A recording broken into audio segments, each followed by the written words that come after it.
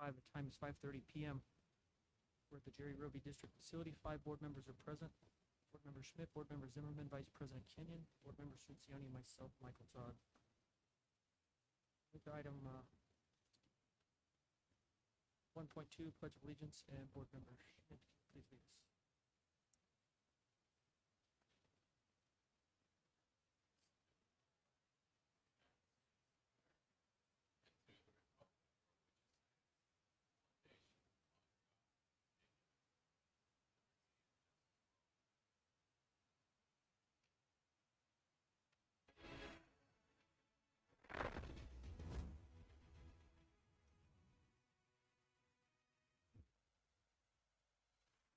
Welcome to the Liberty Elementary School District Governing Board meeting. We appreciate your interest in the district. The 5 elected governing board members serve without compensation and volunteer countless hours on behalf of our students and staff. The president and the vice president of the board are elected in January.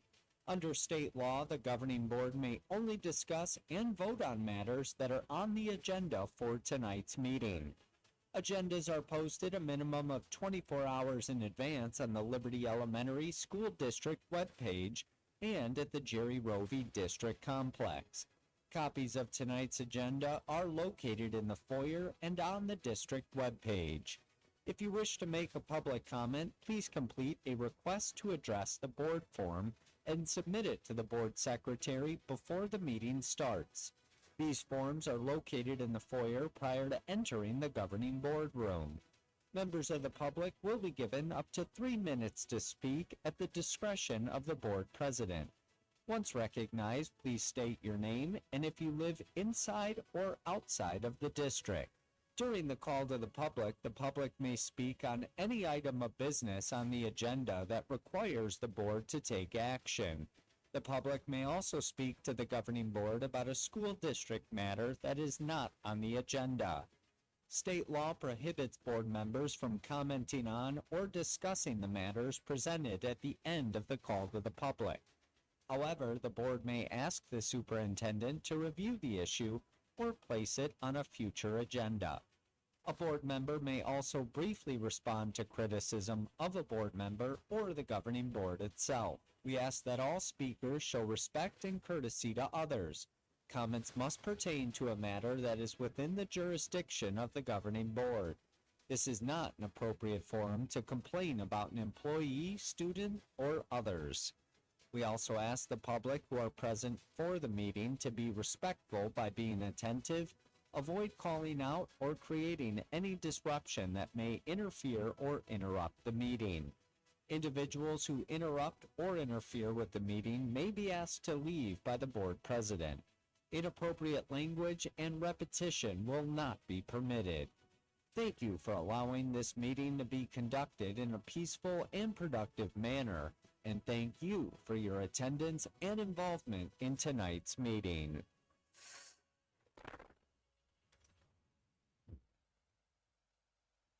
Our next item on the agenda is 1.3, the approval of the regular agenda.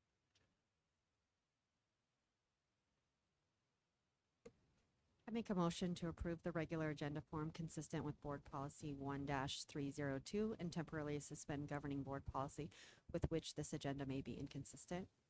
Second. Okay, I have a motion and a second. Vote. Board Member Schmidt. Aye. Board Member Miller. Aye. Vice President Kenyon. Aye. Board Member Cincioni. Aye. I'm also an aye. We show that approved 5 yes, 0 no.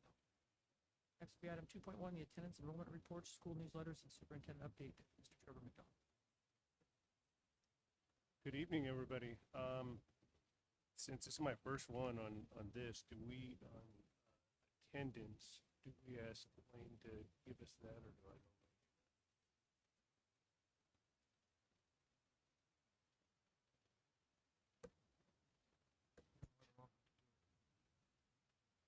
Usually, it just says as presented. It's Yep. usually not pulled up like it. individually, so if people have questions Yep. that, we can ask, but typically we don't go through every single it. one. Okay, thank you. Well, with that, one thing I was going to talk about on attendance anyway is you're going to see throughout the district um, attendance campaigns, right? We know attendance is really important, not only fiscally, but more importantly, in how important it is for students to be at school, and be attending. So we're going to continue to really push attendance, which happens throughout we're not unique in that sense. It happens throughout the country, but it's a constant reminder. And I was at a few schools today, but one of them, they do a really cool piece, and it says on the outside of their door, there's a hanging wood type of thing that says, perfect attendance in this classroom today. So you kind of know when you go in, and it's just cool. It's kind of something that I think kids take pride in. The teacher for sure took pride in it, and I know the adults that I was with, it opens our eyes because it isn't on every classroom. It was on quite a few actually though. So that was cool, and we're gonna steal ideas from your schools as we get to them, and continue to share those throughout, because it's really important, and we know that. And the research backs it up, saying when kids are at school, good things happen. So you'll see that, and for my report, that's a piece of it. I was able to get into, I've gotten into about 75 classrooms. Real excited what I'm seeing in these classrooms of just really good teaching, and what I keep going back to are people are working really hard here. The effort is there, the enthusiasm is there, and that's, goes to show governing board, my team, but more importantly, principals and teachers. They're really working and doing what's necessary for kids. So it's exciting to get in there and really see that. And I've been able to, last week I was able to visit, the week before actually, our entire preschool program. So if you ever get a chance, let me know, and love to take you to the preschool and show you what I believe is a really special piece in our district that they're doing for kids, not only right now, but in the future. So it's a phenomenal program that really, I think, is humbling when you're walking through and seeing what adults are doing with kids that have a lot more challenges than a lot of us. So they're really doing great things, and it's exciting to see it. I was able to go there again today. So great things happening there. I was able to visit our Sierra School at Rainbow. Again, some really, even though it's not technically ours, I mean, we're in partnership with them, and just really great things happening. I was with their executive director, and it's a great partnership, and it makes you feel really proud that we're able to not only host, but be a partner in the education of students that need it in a significant manner. So that's exciting. And with that, the other real positive thing I was able to do is transportation does these kind of barbecue slash, I think, like safety meetings, and they invited me over to do their monthly barbecue. So thank you, and it was a great time for me to able to meet a lot of folks that, as you know, work behind the scenes, and it wouldn't work if it weren't for them, right? We would be down a lot of kids. We'd be at school waiting for kids to show up. So I was able to talk to a lot of folks that do, a lot more than we probably know too. Not only do they drive bus during the year, they drive field trips, they do buses in the summer.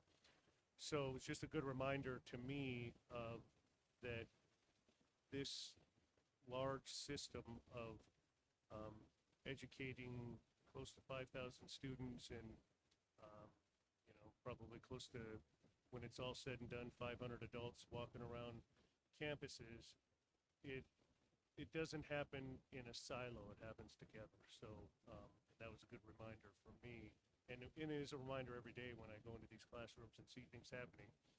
If there's one little wheel off, no pun intended there on transportation, if there's one little wheel off, it things get fouled up pretty quickly. So, good reminder for me, and I think it's a good reminder for all of us that it takes all of us to make this happen in a cohesive manner for kids. So, I appreciate it and look forward to continuing the work.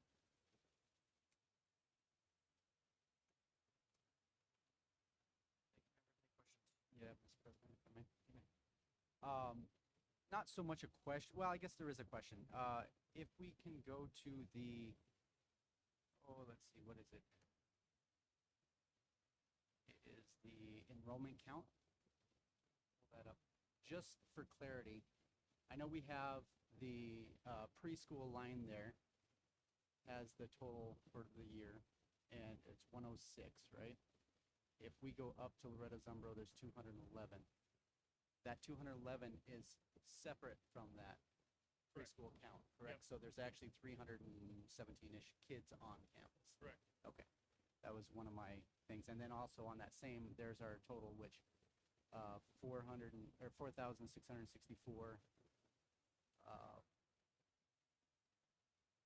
Is that right? What I'm looking at? 4664 on that. Yeah, Yep. yeah, on the far right. And Lane, correct, that's with preschool. That's the latest count with preschool, correct?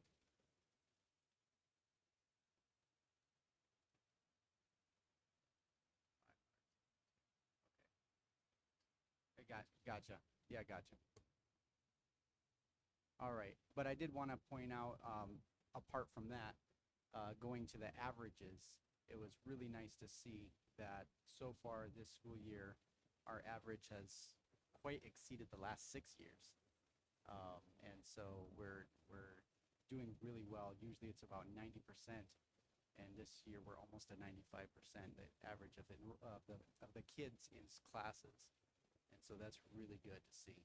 So congratulations to those teachers that are pushing those kids to be there, and those parents that are making sure their kids are there. So thank you for that. Mr. Todd? Yes. You know, one thing that we can leave this enrollment, I'm going to talk about enrollment. So when I look at the number, 4,572, and then I go back and look at the end of last year where we were at, we're down about 115 students.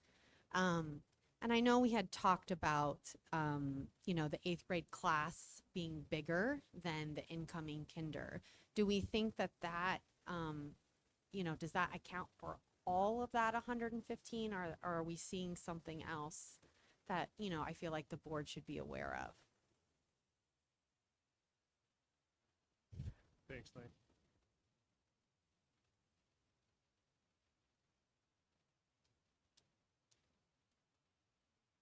Check. Governing board, superintendent, Liberty family.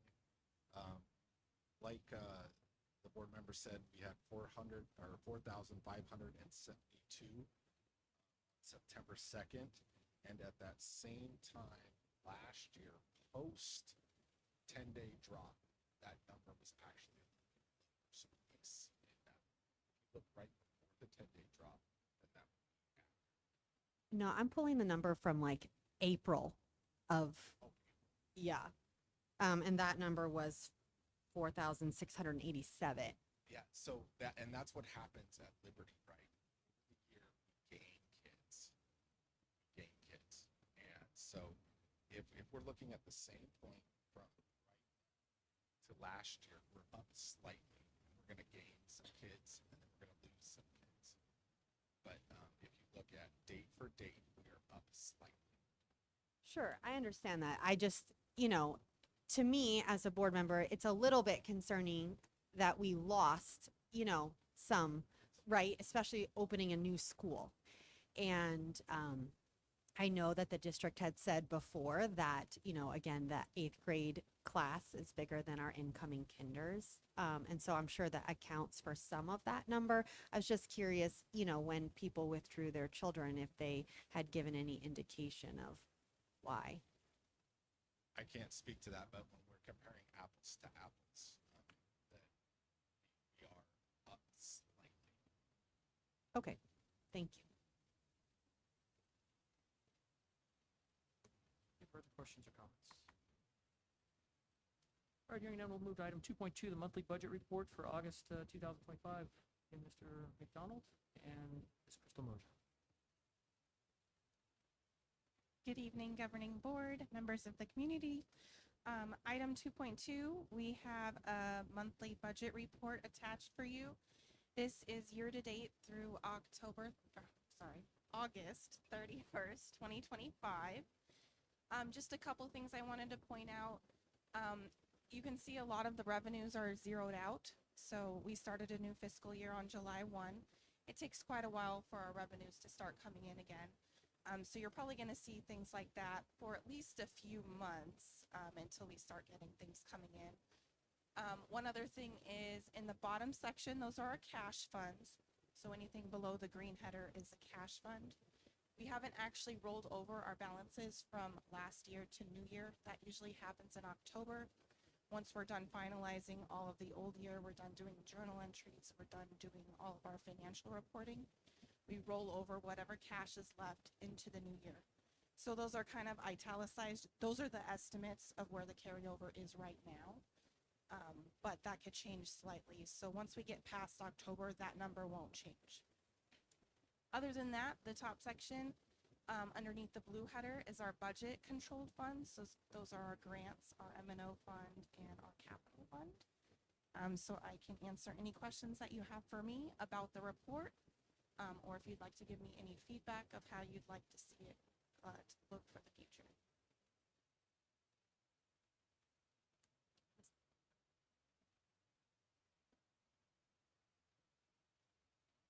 Mr. Todd. Yes, ma'am.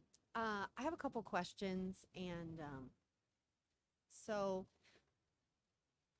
the budget amount is from the adopted budget. Is that correct? That's correct. Okay.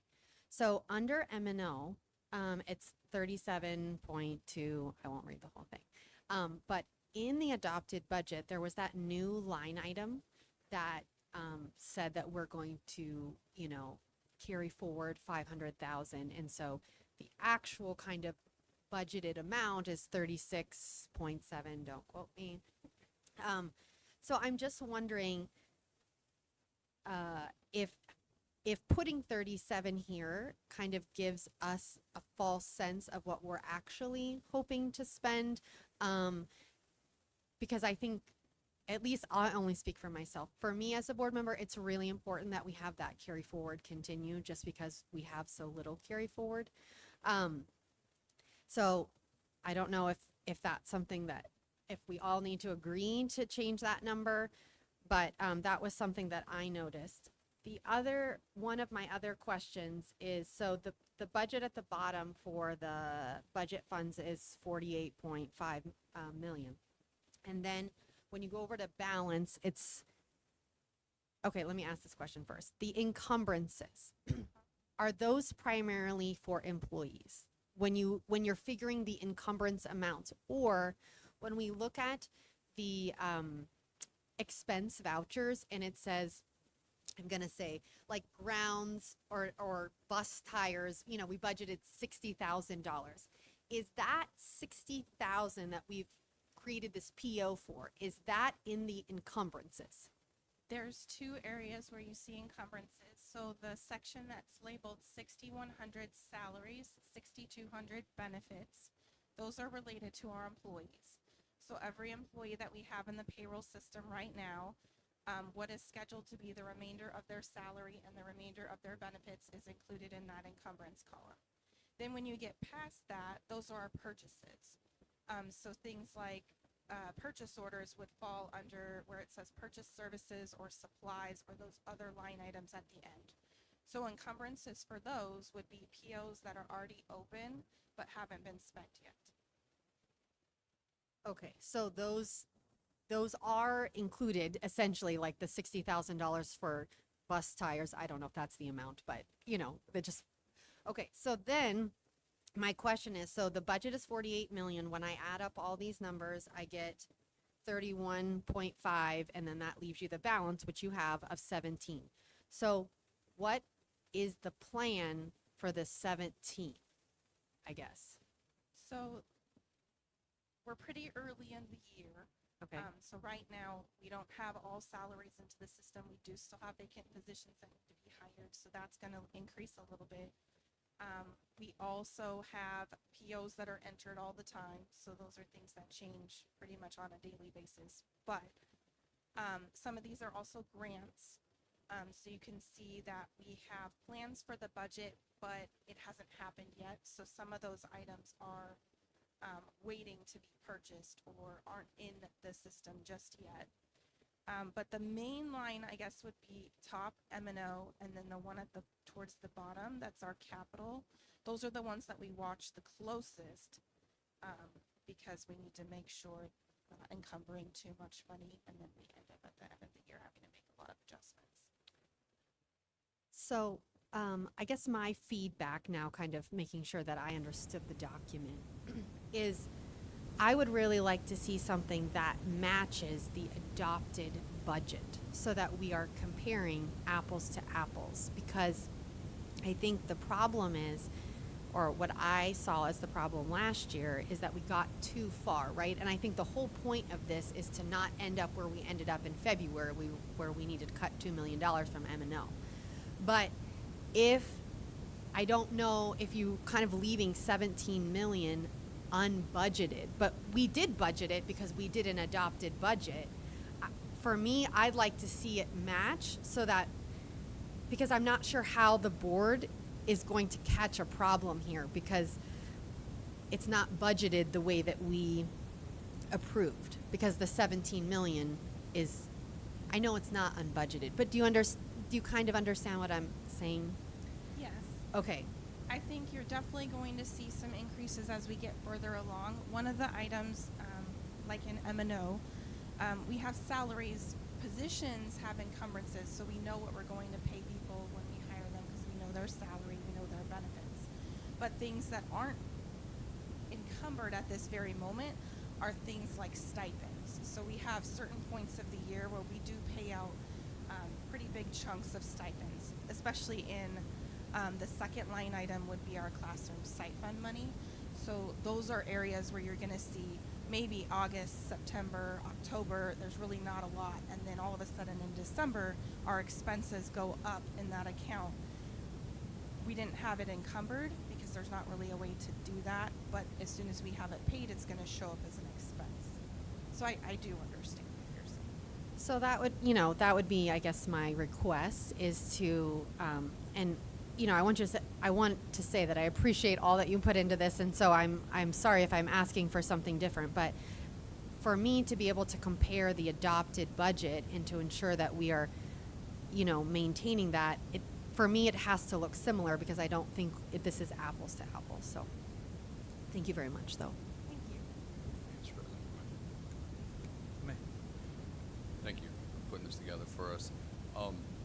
With all this on here, and this might be too much of like a simple question, but is there anything that's standing out to you that we need to be made aware of, or that's not on track with what we projected or wanted to see happen at this point? Some of the only things that I would say are good to watch are any of the funds at the bottom that are cash controlled. Like right now, we have our area of food service. If we were to do nothing right now, it's showing that we would be in the negative. That's simply because we have revenues that come in for food service every single day, and then we also have monthly revenue that comes from the federal government for food service. So those would be things that would be good to watch, is if there's ever a point in the year, we're halfway through the year and that number is still very large, we need to make some changes or investigate some items. But really, other than that, everything looks pretty normal to me at this point. Thank you. Mr. Todd, sorry, I had a follow-up question. Going back down to those cash-controlled funds, Mr. Cirincione reminded me of those parentheses. So, in the new school facilities board, or new school facilities, sorry, in the carryover, it's in parentheses now. So, does that mean that, because I thought we had all the new school money? So they give it to us on a reimbursement basis, so we submit the invoices we've paid and then we get our money back. So since it's an active project at Loretta Zumbro, when this was ran, we're still waiting on reimbursement on some of our invoices. Since those invoices are quite large, that minus is pretty large. But by the end of the year, or as soon as the project is completely finished, that will zero out. Okay, and then on the other side, in the balance, it's also in parentheses, and it's just because of the revenue. The revenue expected, and also there is still a purchase order out for the rest of the payments, so we're encumbering the rest of that purchase order, which is a little over $8 million. Okay. And so, just for clarity's sake, for the bond, what we have encumbered, we think kind of at the end of the year, if we were to do nothing else, we'd end up with 1.5 left. If we did not, Yes. I know that's a big if, but thank you. Any further questions? All right, here, none, we'll move to item 3.1, governing board updates, and we'll start down at the end with board membership. Thank you. I'm pretty quick tonight, I think. I've enjoyed seeing all of the posts from all the schools on Facebook. So I follow all of you. You didn't know that already, but I follow all the schools on Facebook. I love seeing the posts. I feel like there's been a lot so far this school year, which is great. Getting the pictures out there, showing what the students are doing, all of the fun things that are happening. I enjoy seeing them since I can't actually be in the schools every day and seeing that. So thank you for doing that. I also heard just today about Westar working on putting in a compost and working on like a sustainability project potentially, which I thought was very great. Teaching, STEAM, sorry.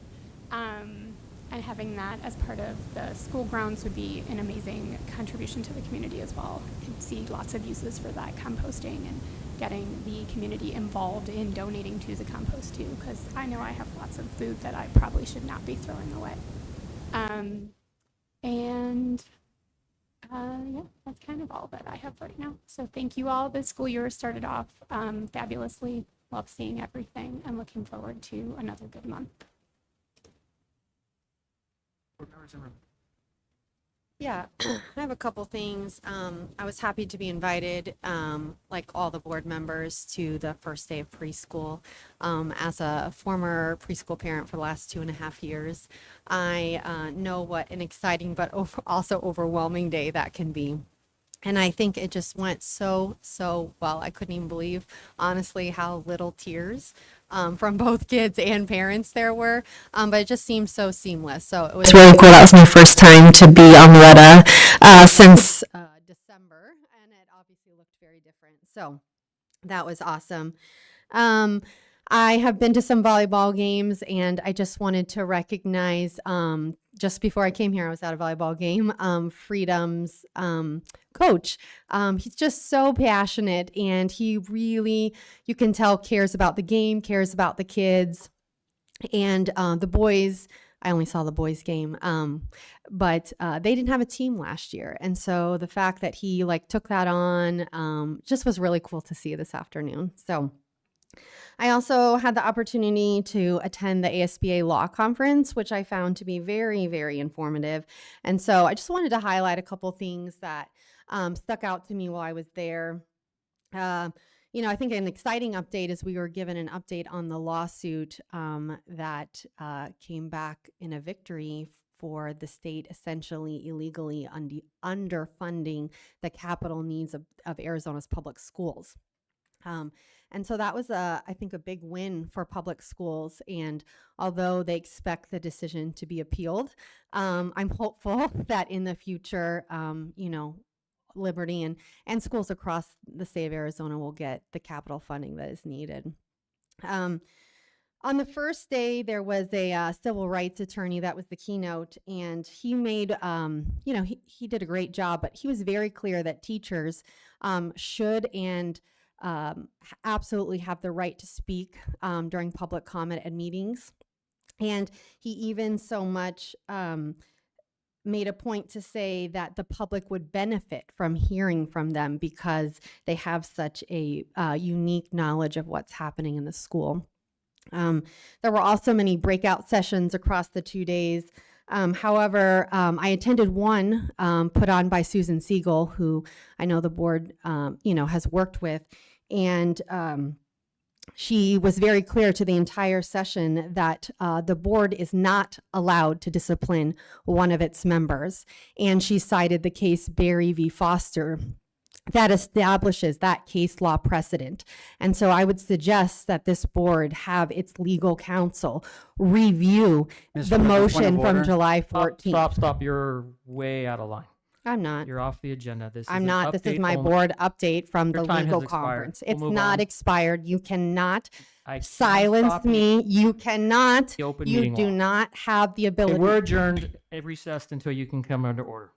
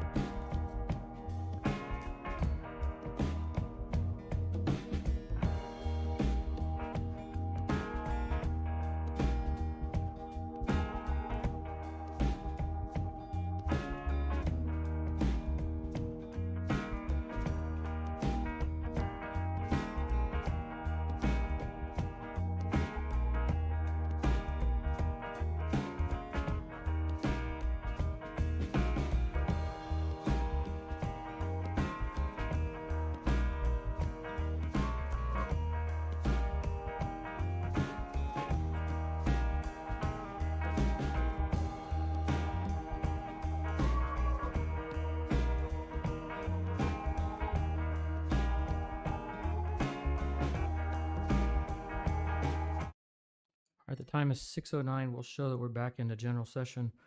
Ms. Zimmerman, I would allow you to continue your report. However, I think legal will confirm that you were off topic. And at the end of the meeting, you can request anything you want for the agenda. But the purpose of this is to provide a brief update and not get into details or any proposed solutions, suggestions, or anything else that could be a future agenda topic.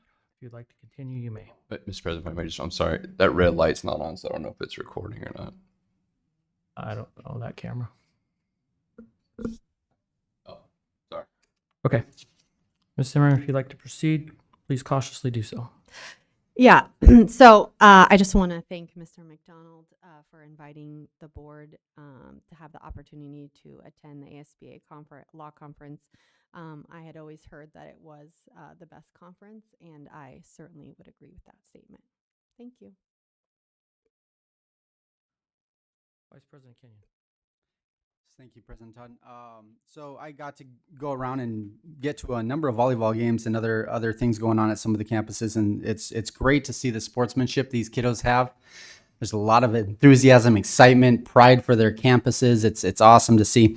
I did want to highlight something that I saw over at Freedom. It was about a week ago, and before everything started, it was kind of interesting because I wasn't sure exactly what they were doing, but both teams stood up and they turned and they had a flag on the court and everybody stood towards the flag. And a little fifth grader got out there who is Little Miss Buckeye, Veda Sorby, and a shout out to her. And she sang the national anthem. Just a great, great shot. Everybody in the whole place was moved. There was even tears I saw. It was just a great event to kick off the game. And I went over and talked to the some of the staff and just said, this is great. Like, why don't we do this at every game? So just a little shout out to those athletic directors. Try to see if you can get some of that happening on your campuses. It really made a big impact in the years that I've been going to games and different events at this district. I have yet to see that happen, and that was just so impactful. So just a shout out to them.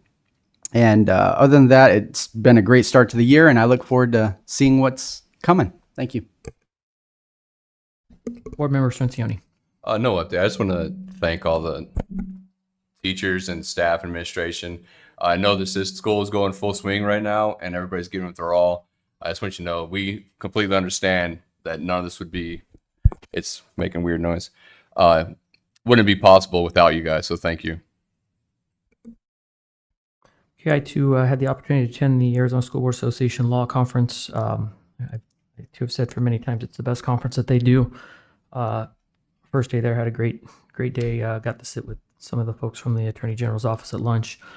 Some great discussion there. So it's always good to network with other board members from across the state and the county to see what they're facing and moving forward. But that was a great conference. Also, I'd just like to thank the numerous staff from across the district who has reached out to me and given me some ideas and some thoughts about things that they're facing, things that are going on. So rest assured, those will be coming up in future agenda items. But it's been really great to hear from so many different staff members from, I think every campus has been represented by at least two. So it's very positive to hear that. We'll move now to item 4.1, which is our public comment session. Just a reminder, you'll have 3 minutes. How many do we have? Just one. Okay, we have one tonight. We'll do 3 minutes. You're able to address the board on any topic that you would like. The law does greatly reduce our abilities to respond back to you. But when your name is called, once you start speaking, the timer will stop. We just ask that you wrap it up at the 3-minute mark. Our speaker tonight is going to be Megan Canan.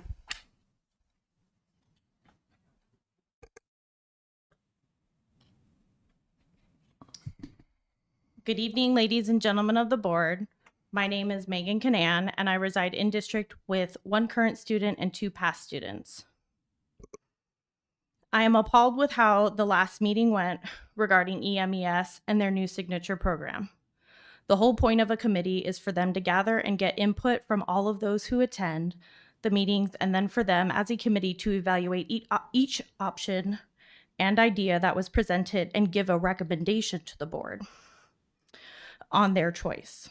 The fact that EMES has to bring their opinion options to the board for them to decide which one they want to narrow down is a prime example of the board overstepping into operations. It is not the expectation when other departments bring recommendations to the board that they first bring all their options before the board to narrow it down to one. Furthermore, this is not the same standard that Mr. Naminsky is being held to for Loretta Zumbro's signature program. Why is it that he gets to do a parent forum and get to select the program and bring his selection to the board? Why was his timeline appropriate, but Ms. Boris's was questioned? All schools should be held to the same standard. I commend Ms. Boris for being a trooper and doing whatever she needs to do to appease the board, even though she is having to jump through so many hoops in order to do so.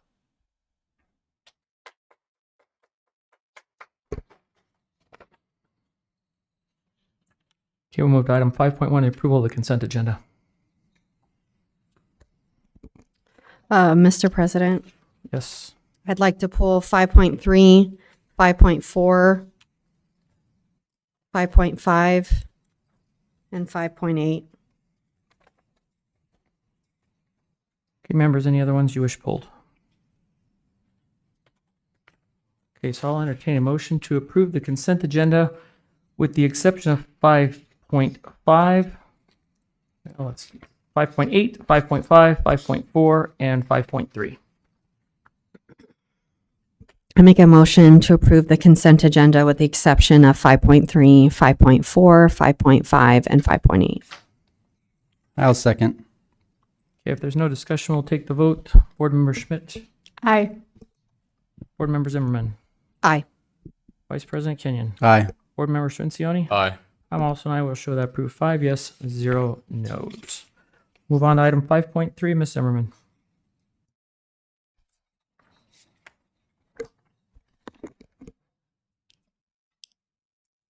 Sorry, I'm just trying to pull up the, so, my question here is, I have two different questions. Has to do with the, resignation of 3 teachers. And, in April, it was decided that it was the board's responsibility to either waive or not waive the liquidated damages. So, we were not given the information about what criteria, did each of these employees fall into to determine your decision to recommend either it being waived or not waived. Are you able to give us that? I was only given information for one of the 3, and that was why that one was waived, because I was only given any information for one of the 3 teachers, period.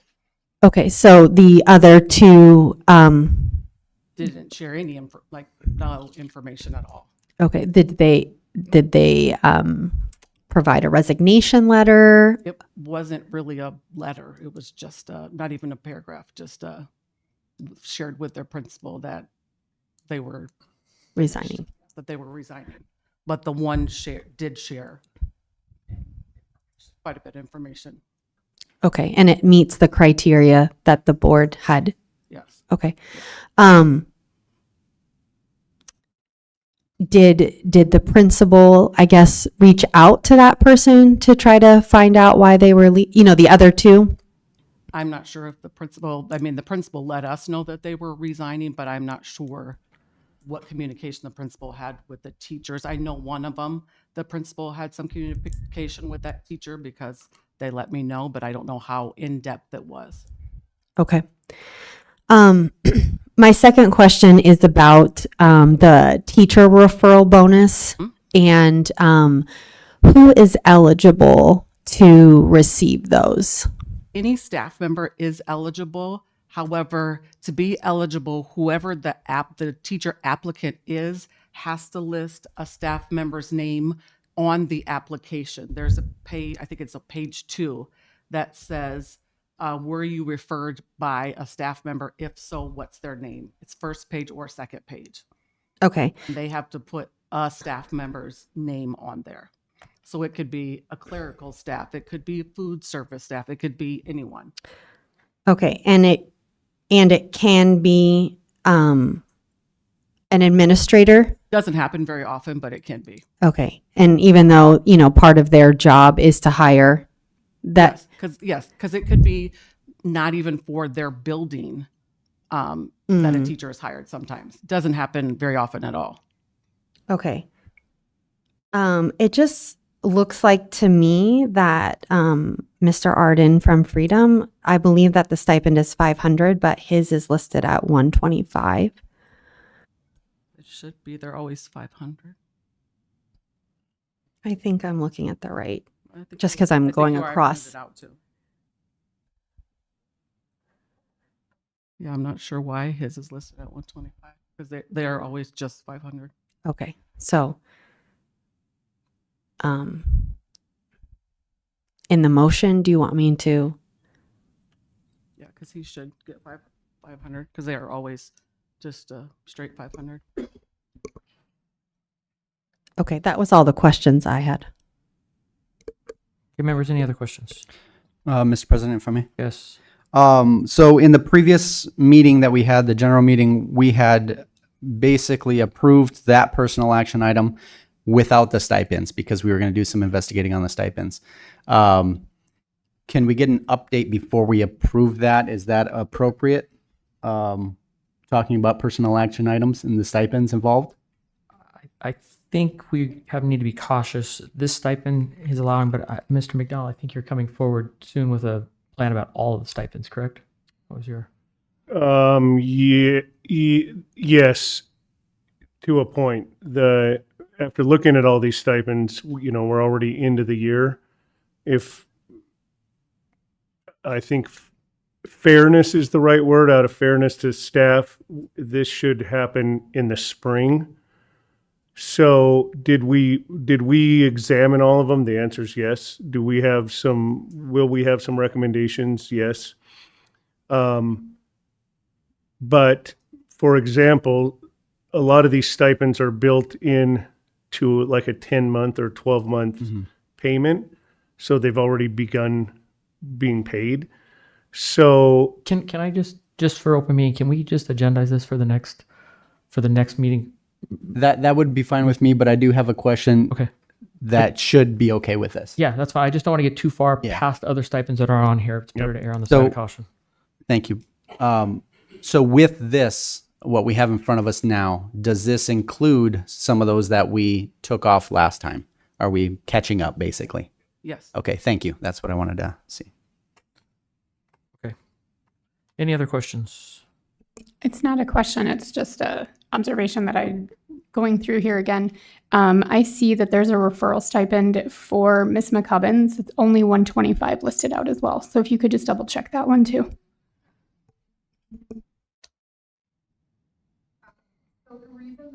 You would have to. Well, you'll have to come to the microphone. Yep, Jillian.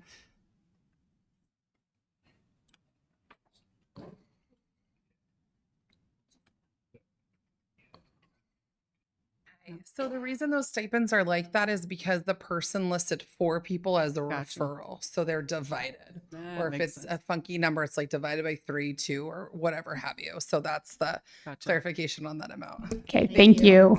Thanks.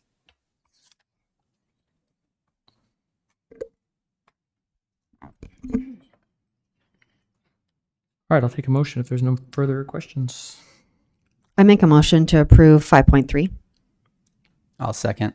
I have a motion to approve 5.3, which is the approval of personnel action items. There's no further discussion. We have the motion in the second. We'll take the vote. Board Member Schmidt. Aye. Board Member Zimmerman. Aye.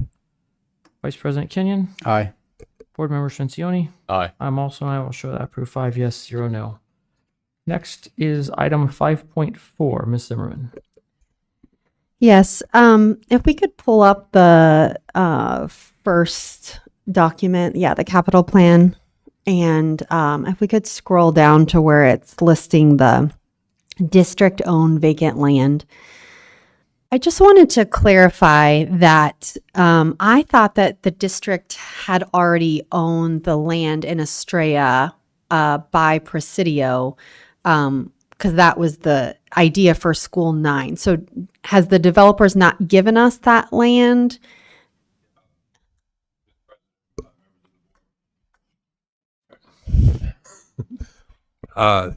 When we met with the developer, he said he's holding the land for us and not going to do anything with it, but he doesn't want to donate it to us until we're made the firm commitment that we're going to build a school there. In other words, he doesn't want to donate it now, then it sits there for 8, 9 years, whatever. He said the land will stay there and he's not doing anything with it, but as soon as we need it, let him know and he'll work on the donation for us.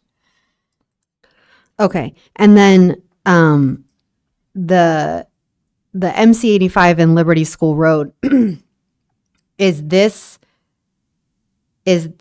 land in addition to what, where the transportation facility is built now, or is this partially used now? It's partially used. We didn't use the whole 10 acres, but it's partially used. Okay. All right. Thank you so much. Thank you. All right, any other questions? Hearing none, we'll take a motion. I make a motion to approve 5.4. I have a motion, I have a second. Second. I have a motion, a second to approve 5.4, which is the approval of Arizona School Facilities Division fiscal year 2026 capital plan. There's no further discussion with the motion in the second. We'll take a vote. Board Member Schmidt. Aye. Board Member Zimmerman. Aye. Vice President Kenyon. Aye. Board Member Shincioni. Aye. I'm also, I will show that proof 5 yes, 0 no's. Next will be item 5.5, the approval of Trans Tax Advisors contract for energy savings credit. Ms. Zimmerman.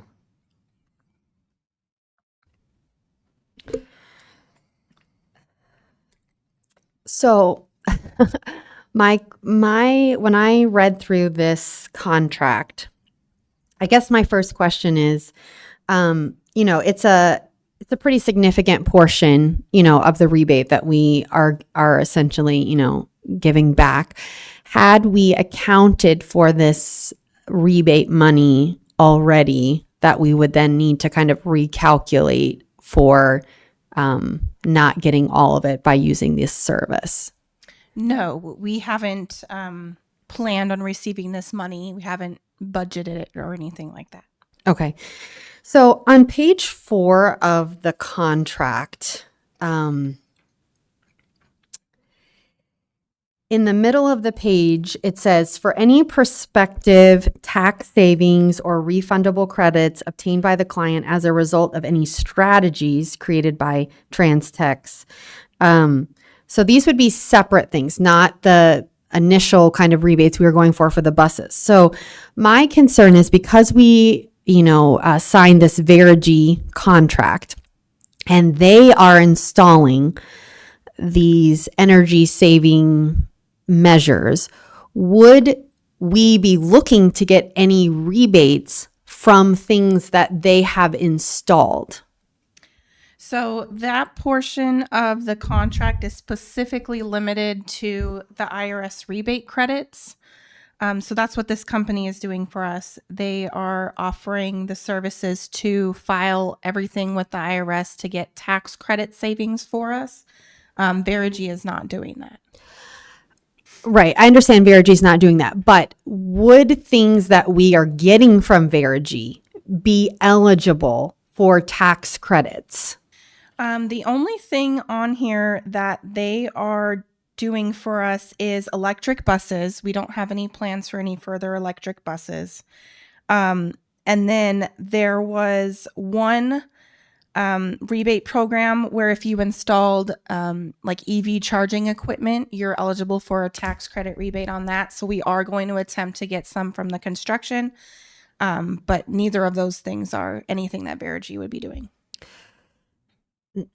I understand. So I'm sorry if I'm not asking it. So things that Verigy is doing. So sorry, Bob. Mr. Young.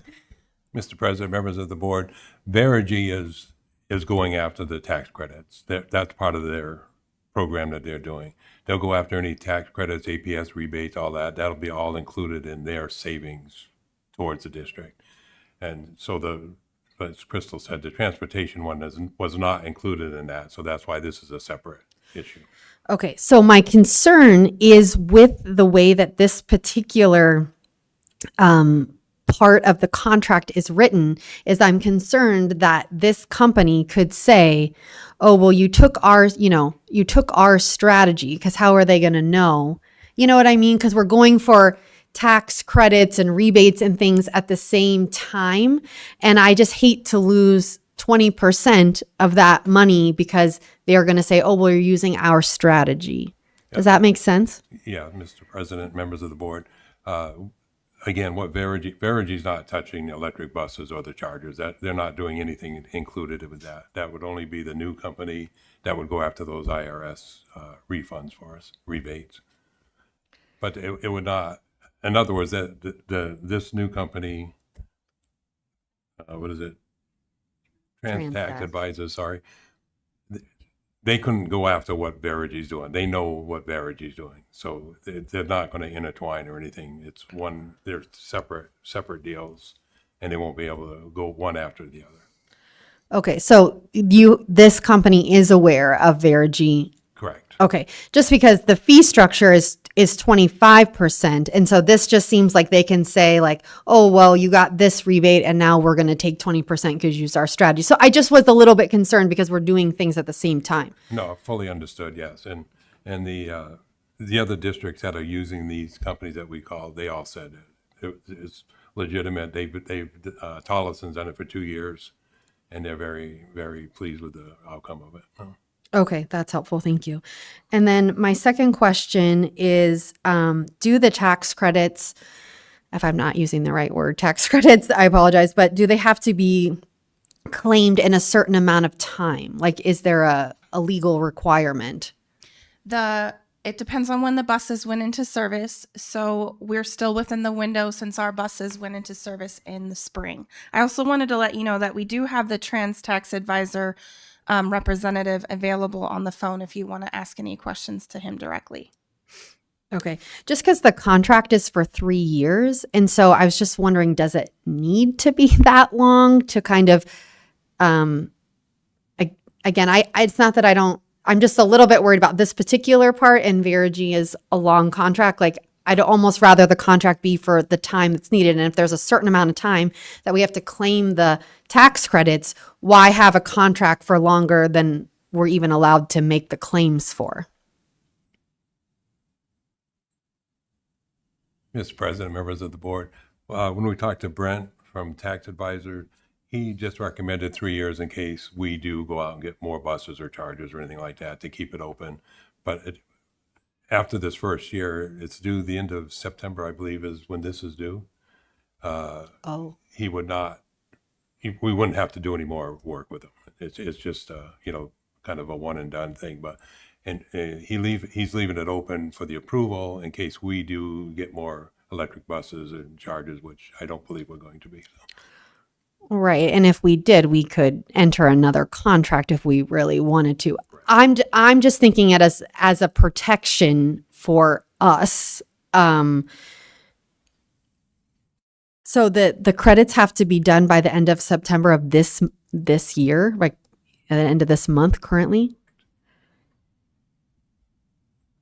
Do you know if we're able to change the terms, or is that something that have to be like renegotiated? Everything needs to be filed with this tax season. So he told us that the filing deadline with the IRS is in November. So we have items that we need to get to the company by the end of September to make that happen.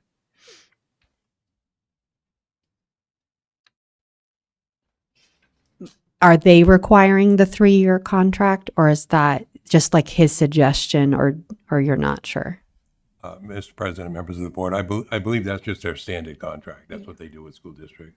I know Tollison's going into their 3rd year with them. But, they also have the opportunity to purchase more things than we do right now.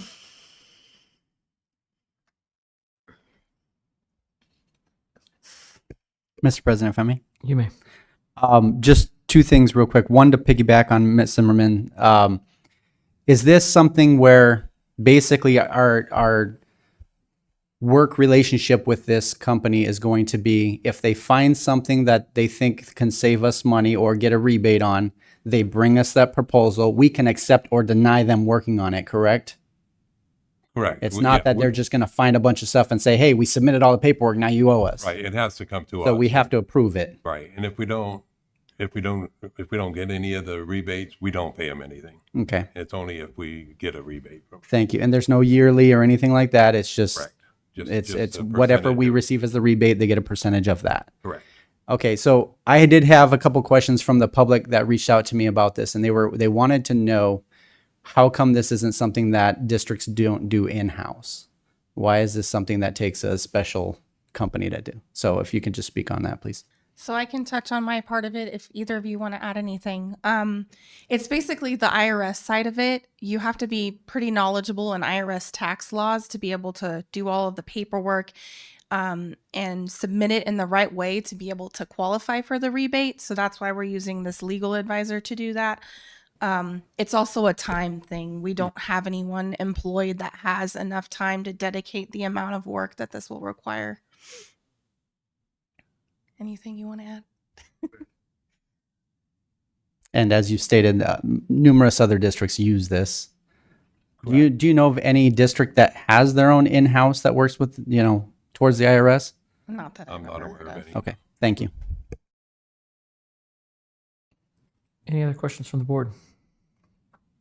All right, I have just a couple. On the onset of this, it sounds great. Get back $600,000 minus 25%. I too am a little concerned about the 3-year contract. I don't foresee us buying more buses currently, but I don't necessarily want to be locked in somebody. This is a forever changing business, and to lock in now, things could totally change. So I'd be in favor of this, perhaps, for this section of buses, this purchase of buses. But I'm a little bit concerned on this, and we're under a time crunch, but the sole source justification. What I saw in a previous document was they have a unique way of doing this. And I have to be honest, when I hear unique ways of getting rebates from the IRS, I get a little concerned because the IRS is pretty cut and dry. But every single vendor that does this sort of thing is going to tell you that they have a unique way of doing this. I don't think that we meet the sole source requirement for this by talking to them and having nothing else. Just to say they, here it is, TransTax advisors provide a unique service to process applications to the IRS and obtain tax rebates and credits for government entities. Are they the only ones that do this? Or are they just telling you they have a unique way of doing this? Ordinarily, when you do a sole source, there's at least a full page document. I've seen them 10, 12, 15 pages long to justify the sole source. And I don't want to get the district in any trouble. With that in mind, we have a very short time frame, so I would need some more information from staff, though, to explain if what's so unique about this, and are they the only ones that do this, or are there others, and are we sure of that? Because as a government entity to sole source something, you better be right. We did consult with legal counsel, and that was their recommendation to qualify it as a sole source. It's not that their service is unique or that they're doing anything that somebody else wouldn't be able to do. It's that they're the only ones that provide this type of service. So there are not other tax agencies in the state of Arizona that provide this type of service for school districts. So how do we know that if we haven't done an RFP? Who says that? Like, I don't know who could tell us that without us doing an RFP or having some more backup on this. Mr. Dangerfield? No, I don't. No, I just said that I was concerned about the procurement. And so I said we needed to find someplace to land on this one. I'm not aware of anybody else that's doing this, but the district has not done an RFP on requesting to see if there's someone else out there who would do it. So there's no RFQ, no RFP, no research basically done to see if anybody else does this. The district your staff did some checking around with other school districts to see if there was any other options out there. There's nothing out there with the group procurements. Nothing has bubbled up that there's other vendors, but it certainly could be done and see if somebody responds. I mean, I don't know that we have the time to do that, but if we issue a sole source and somebody else shows up with their hand raised and says, hey, we do this as well, you didn't give us a chance, we've got ourselves a pretty significant procurement situation that you might make some money off of, but we're not going to make any money off of. So I'm just concerned sole sources are pretty tight, especially for government. They're very tight to do. So I recognize there's this money here, but I don't want to get the district in any trouble by sole sourcing something that I don't feel real confident that we know is truly a sole source. We know some other districts are using them. I'm not sure which Tolleson district is using them, if it's the elementary or the high school. They've been in the news a little bit lately, so I'm a little concerned when I hear Tolleson. But I'm just concerned that we issue a sole source that's not true sole source. We're going to be in some trouble. Well, the governing board can determine that it's sole source. Right, but I don't know that we have the information to truly determine that with no RFP, no RFQ. Talking to a couple districts, and again, this is a federal thing, so this organization wouldn't even have to be here in the state, and I'm guessing this group probably isn't. I don't know if it says their address where they're at. Apparently, we have him on the phone. Is that right, Crystal? Yes. Yeah, I mean, he's on. Oh, they're not based in Arizona. Right. So we don't know who across the nation does this. We just know this group does this. Could I ask a question? Between ringtones, though.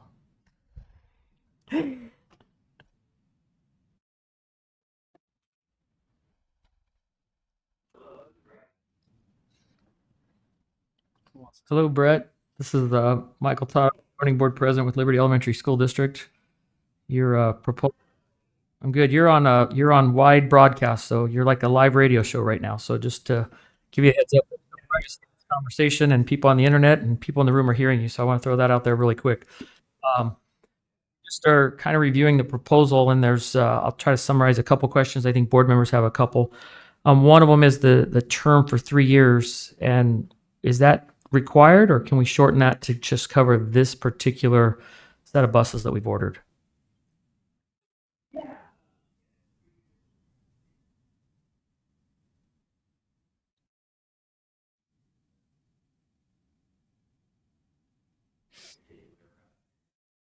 Okay. Another question I have, and I'm going to let the board, but these are just some that have come up already, and I hope I capture them. In discussion of the sole source, the district has recommended a sole source, but it appears that we don't know, we don't have a very good justification of the sole source. Are there no other companies that do this sort of thing? My concern is just here in our notes, it says you provide a unique service to process applications with the IRS and obtain tax rebates. I'm sure everybody, if there's anybody else that does this, they probably say the same thing. So for us to sole source this, we need to have some better, I guess, information or proof that this is the only one that does this.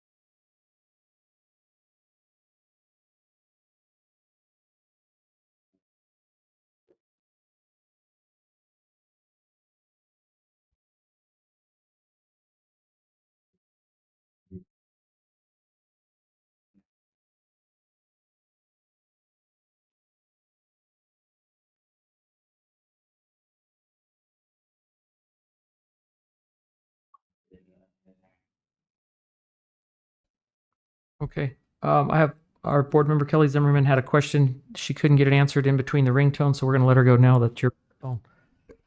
Was actually a question for Mr. Dangerfield. Oh, okay. Is that Sure, okay? that's fine. Yeah. Okay. Could you just remind me when we go out for an RFP, are we normally sourcing, asking for, vendors within Arizona? I'm just trying to understand the requirement of sole source, and this company is not necessarily in Arizona. So is there a certain requirement? If somebody in our state doesn't provide it, then it could be a sole source. I haven't been on the board long enough, haven't been through a new school build to fully understand RFP. I'm not an expert on sole source, quite frankly. You have a procurement office. I asked the district administration to check on the procurement issue, and I suggested this may be a sole source matter, okay? But the administration has the responsibility to follow through on all those things. So it's, I think you're fine with the governing board determining this matter as a sole source, but if you want to, you could go out, you could direct the administration to go out and try to do an RFP or and see what comes in the door.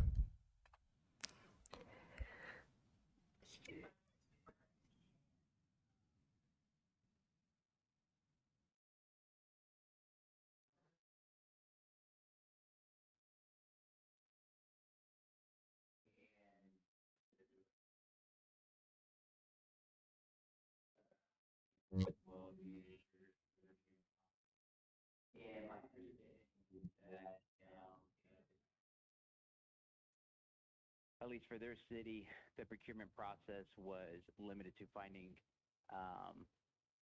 other vendors within the state who provided, and after doing a search and putting it out for an RFP process, no other bids were submitted or entered into, and they ended up classifying us as sole source. And from there, that's kind of how we've been engaged with other tax exempt entities within the state, particularly with the school district. So just for a little bit of context, like that's kind of how we started off in your state. How long ago was that? You started with Scottsdale. 2023. I guess I appreciate that, but in that amount of time in this world, somebody else could have done this.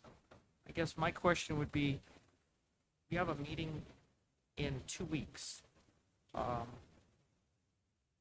Would that still give us enough time for your organization if we were asked staff to speak to the city of Scottsdale and a few others? You can provide a list of all the customers in Arizona that you work with, and we can talk to them and just get this. My big concern is just we sole source something that shouldn't be sole sourced, and in government, as you know, that's not a good thing.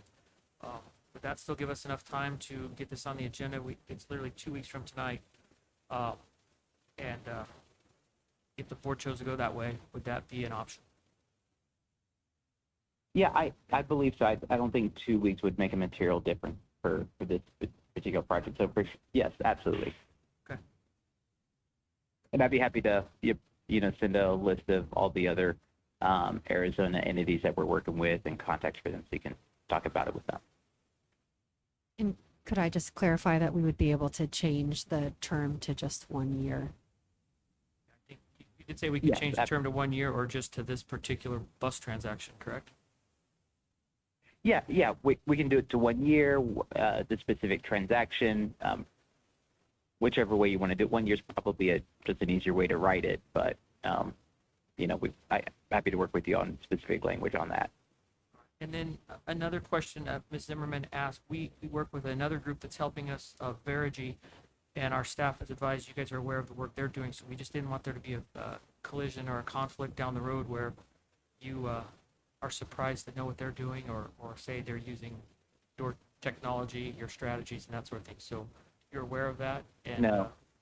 Yeah, they're, the kind of the scope of their work and their expertise kind of lies more in solar and battery installation and infrastructure upgrades, things like that. So this is a separate program. This is a different part of the Inflation Reduction Act. So there will not be any overlap between their project and ours. Thank you. I trust our staff, but since you're on the phone, it's just easy. Normally you'd be in Of course, the room, yeah. you'd be shaking your head yes, but now we see your head shaking yes, so that's great. Okay, members, are there any other questions that you have? Mr. Representative, Mr. President, if I may. you may. So I know we're talking about the bus tax rebate. Is there anything else the district was thinking about possibly using tax advisors for? Because I don't want to limit it if there's something else big that we could utilize them for. Maybe the 1 year is the thing, and then we can, if there's additional things, we can have them look at. But I just wanted to get that out there before we move on. It was the purchase of the electric buses and also the installation of the EV chargers. That was the only thing that we were, and those things have already occurred. So it's work that's been done in the past. Okay. I'm sure if we find more, they'll be happy to modify the contract and do the same, so. All right, thank you, sir. I Yeah. appreciate that. Members, do you have any more questions or thoughts?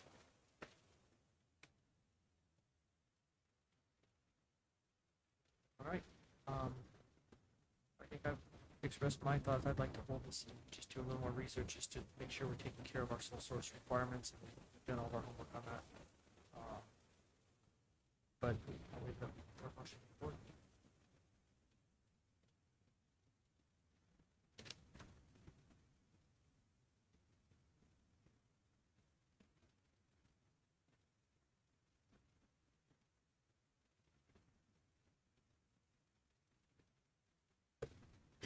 I make a motion to table 5.5. Table to the next meeting. Yes. I have a motion to table 5.5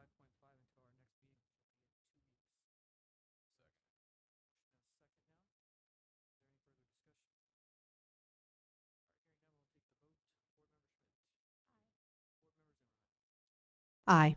meeting. Aye. Vice President Kenyon, Aye. Board Member Shensioni. Aye. I'm also, I will show the motion is tabled till our next meeting with a 5 yes, 0 no vote. All right, thank you, sir. If you're still on the line, we'll now move to item 5.8, the approval and ratification of expense vouchers 2557, 2558, 2559, 2560, 2561 in the amount of $3,920,511.22. And expense vouchers 2605, 2606, 2607, 2608, 2609 in the amount of $2,722,706.98. Ms. Zimmerman. Thank you. So I'd like to pull up voucher 2609-1. And I have the PO number, so I can't say that I have the page, and I apologize. Would you prefer me to look for it so everybody can see it? Might help, but Okay, give me just 1 second, please.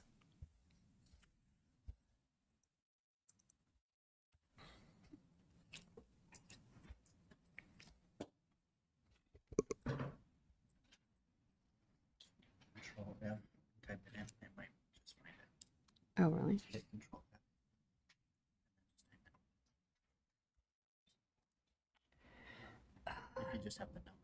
Oh. Oh, okay, sorry, guys. You guys are way techy. Okay.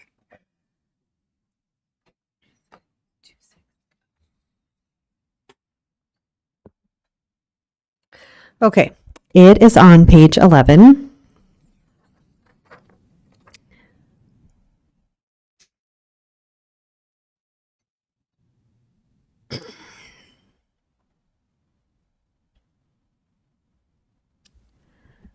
And so I'm looking at the Arizona School Boards Association there at the bottom, the 4,500. And it's a charge for an early termination fee for no longer using their policies. And it was made on, or the notice was given on May 20th.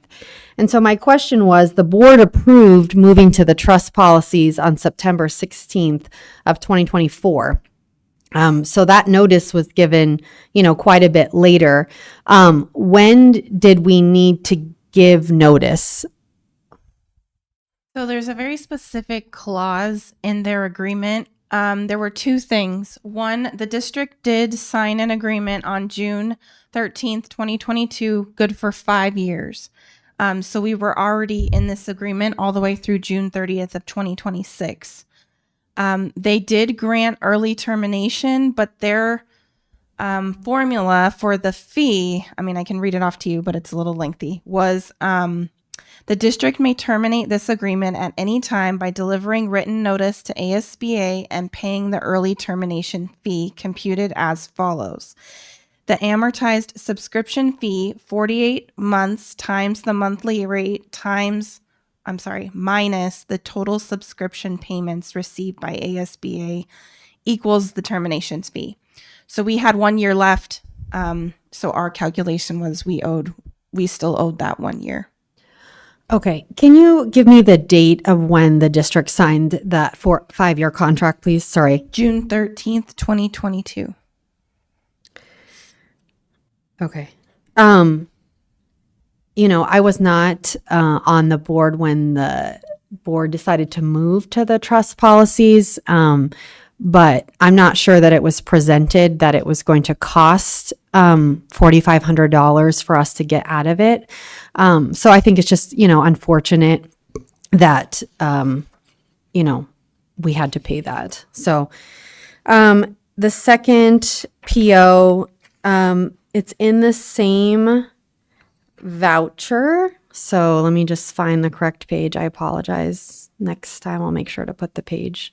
These vouchers were long this time. They're not usually 39 pages. Yeah, during the summer, we have a unique time where we are processing for 2 fiscal years. The vouchers get pretty lengthy. Yeah, so I apologize. It is on page 15. And it is to KS State Bank, and it is for $7,600, a late payment for those that don't know. That's where we have our loan for the electric buses. So I'm just curious, what kind of safeguards have we put in place to ensure that we don't have a late payment? Because that's a pretty significant number. I agree. We have a very short time window to make this payment. So next year, the plan is that the business office is going to monitor this purchase order. Now that we've had it in place for this year, there's an easier process for rolling a copy of that purchase order into the new year, and that will greatly expedite the process for next year. So we can get that invoice okayed and the check cut and in the mail within that time window. Okay. Yeah, because when the loan, I guess, essentially was approved by the board, it did have the dates when the payments were due. So I just, want to make sure that, that the district has a process, I guess, to identify, new payments. And so, I'm not sure if Verigy is coming up too, that we just, some of these bigger things, obviously we want to be really careful. So thank you. That's all I had for this agenda item. Mr. Todd. Great. A couple questions myself. Do any of the board members have questions? Okay. With regards to the KS Bank, did we talk to them and see if they would work with us on this one payment, or did we just pay it? 'Cause a lot of times banks will work, and I've done a lot of business from my day job with KS Bank, and they're oftentimes pretty willing to work with people, especially on the first time payment like this. I did speak to them through email and didn't get a resolution, but Bob was also in communication with them. Were you able to get anyone on the phone? Was that to me? Yeah. The invoices were coming to one person, and then we were also getting letters in the mail, so that was part of the confusion on getting the payment made on time. Yeah, Mr. President, members of the board, I did not speak to anyone. They were sending me the invoices, and I was bringing them over to Crystal. But they were They were late getting here, if I remember right. They were late because of that. They were sending them to the wrong location. But it was in the legal agreement that we signed that there was going to be finance charges and interest due. So we really didn't have much we could do about it. I mean, sometimes I'll just do it on goodwill, but I find it hard to believe that we sign a contract and somehow we just didn't know to pay it. And now we have to Ms. Zimmerman's point, it's over $7,000, right? Correct. That wouldn't feel good coming out of anybody's budget. It doesn't really feel good coming out of ours. I think it probably requires a little more aggressive attempts to get a hold of KS Bank, speak to them and see if they could work with us on this one time. It doesn't hurt to try, but trying and not getting hold of anybody might not really be trying. So I would encourage staff to take a closer look at that and see what we can do. With regards to the school board policy, Ms. Zimmerman brought up the cancellation fee. I can speak to that a little bit. It was addressed early on when the board looked at doing that.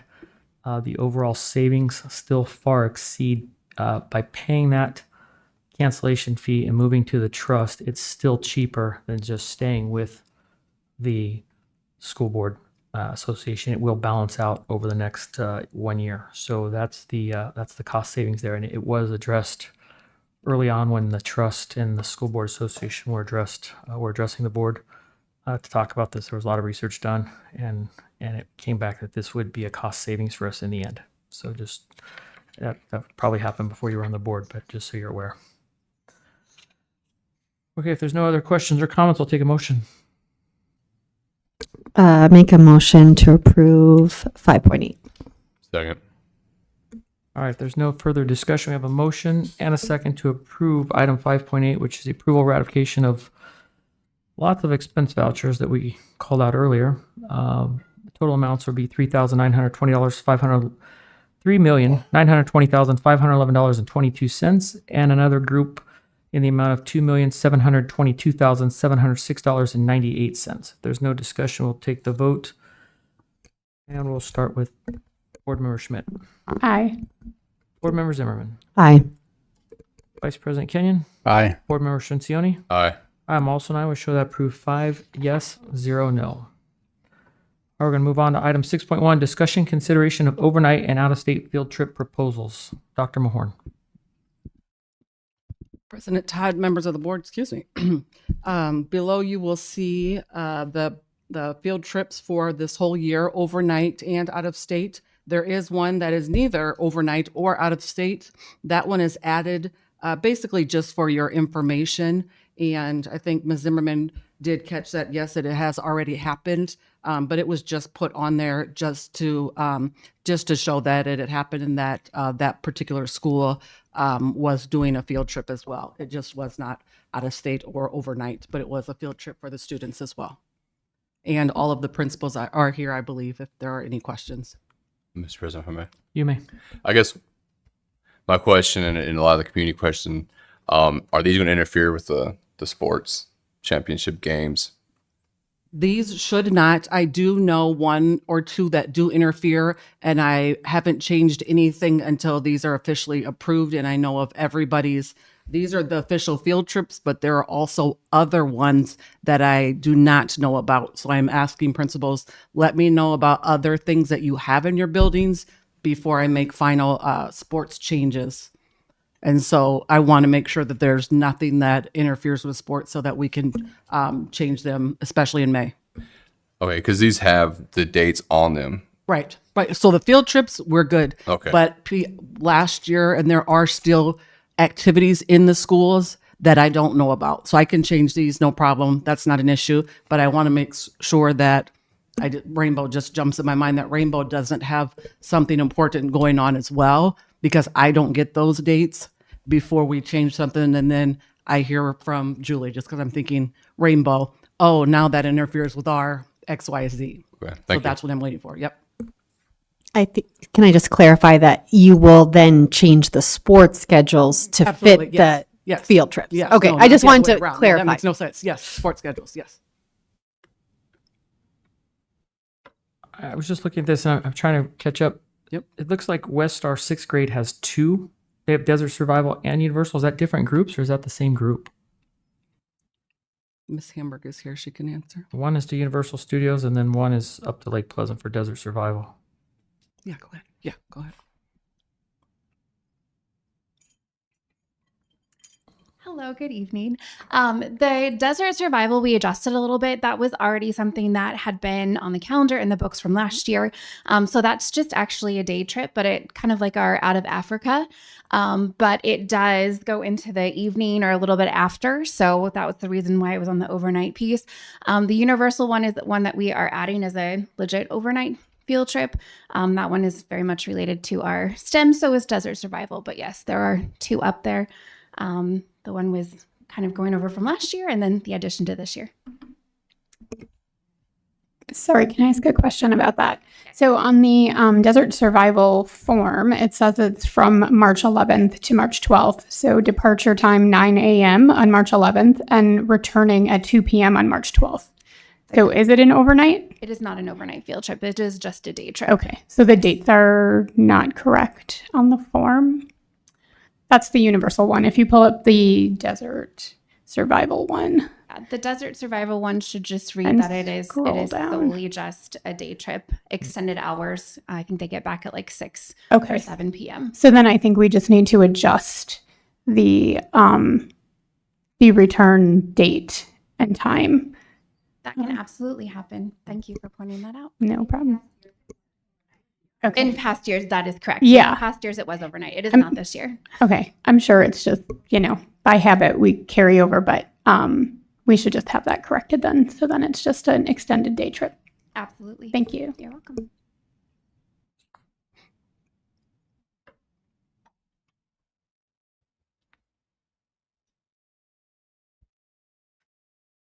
All right, members, any other questions?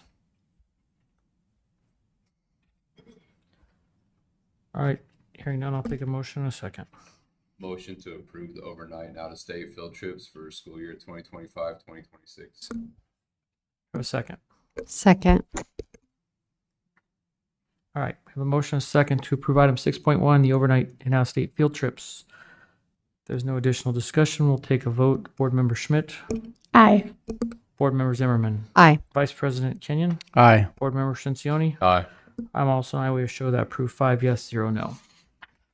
Next, we have item 6.2, discussion consideration to approve the use of cooperative contracts for contracted personnel and special education services for fiscal year 25. This will be Dr. Avila. Hi, good evening. Board President Todd, Vice President Kenyon, Governing Board members, Superintendent McDonald, and Liberty Community. Tonight's item is the annual approval of cooperative contracts and hard-to-fill special services positions. This is something that the district has done for several years to ensure that the students' needs are met and when we cannot fill positions with district employees. Let me begin with why contracting is important. Special education roles, especially school psychologists, speech and language pathologists, and special education teachers are among the hardest to recruit nationally. And despite active recruitment efforts, we do continue to face a shortage of qualified applicants. Contracting allows us to keep services in place for students and also maintain compliance with state and federal law. I want to speak briefly to the school psychologist role and note that the school psychologists are critical team members to our school sites. Not only do they allow give our district ability to conduct psychoeducational evaluations, but they support interventions, they support behaviors that they provide behavior support needed on our school sites and ensure that federal and state guidelines and compliance are met. I also want to note that there is a school behavior intervention position that is currently vacant. So although that position isn't filled, that need is still there. And so that is also falling now on the shoulders of school psychologists. Just as important what school psychologists do, I also want to note what they do not do. They are not classroom teachers. They do not provide long-term therapy. They do not prescribe medication, medicate children. They don't case manage IEPs. With regards to national recommendations, I know that some have questions regarding staffing. So the National Association of School Psychologists does recommend 1 school psychologist per 500 students. Now, districts across the country, including our district, do operate above that level, but it is due to shortages. And contracting these positions allow our schools and the district to remain compliant despite this national challenge. Not hiring school psychologists will expose the district to serious legal and financial risks. Our goal is to remain in full compliance with federal and state law in order to protect the district, but also to ensure that our students receive the services that they need. We aim to ensure that the resources are directed towards student learning and student support. For your reference, I have provided each of you with additional information on the role of school psychologists, their responsibilities, and the packet also includes data on our current staffing. I also want to clarify cost and speak to the cost of employing a full-time district psychologist. So on average, the cost of the district is approximately $112,000. This does include benefits. So I want you to note is while you will see the contracted position range on this item slightly higher, yes, the value is being able to fill these positions immediately rather than leaving the services unstaffed.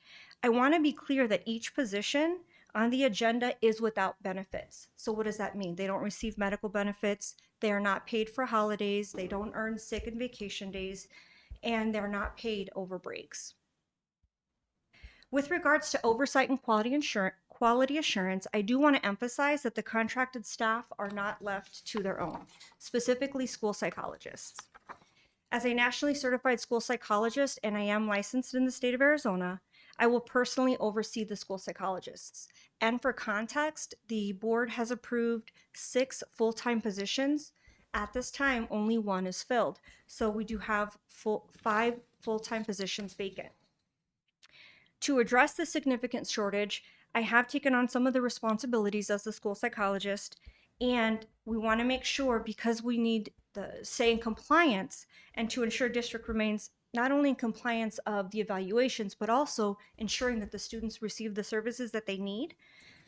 But I do want to let you know that this model isn't sustainable. I do want to take a moment to recognize Ms. Lee Harrison. She is the only returning school psychologist from last year, and her support has been instrumental, and really we would not be able to manage the shortage had it not been for her. I also want to clarify coverage. So if you're wondering, well, if we have so many shortages, what's happening now? I do also want to acknowledge the staff at Blue Horizons as well as Rainbow. They do have vacant teaching positions, and the staff has been working tirelessly to cover those vacant positions. So they are covering to ensure, again, that our students receive the services that they need. As well, for the other vacant positions, we do have substitutes in some of those positions. With regards to speech therapists or speech services, we do have 2 therapists, Miss Lauren Lovato, Miss Danielle Williams, who are covering the shortage and helping district-wide. And again, Miss Harrison and I have been covering the school psych needs at the different schools. So I want to let you know that even with these contracted positions on this item, that will not fully staff special services. So, and this is a temporary solution. So no, we will continue to seek and look for qualified candidates to fill the vacancies, and really working to ensure that our students are receiving their services. In closing, approving these contracts is essential to ensuring that our students continue to receive timely services, our district remains compliant, and our schools have the professional expertise needed. This isn't new, but it remains necessary. And this strategy will give the workforce realities, given the workforce realities in education today. With that, I will take any questions that you may have. Questions from the board? Mr. Todd. Yes.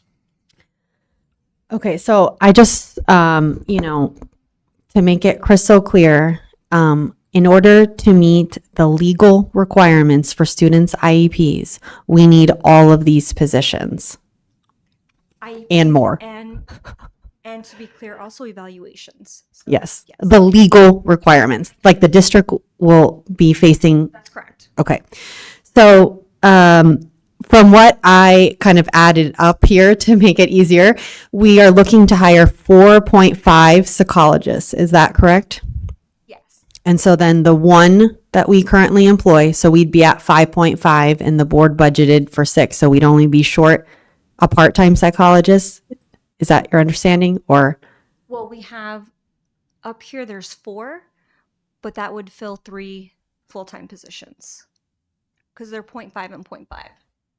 Okay, I apologize. So if I added incorrectly, so we're still going to be short 2 full-time positions. Okay.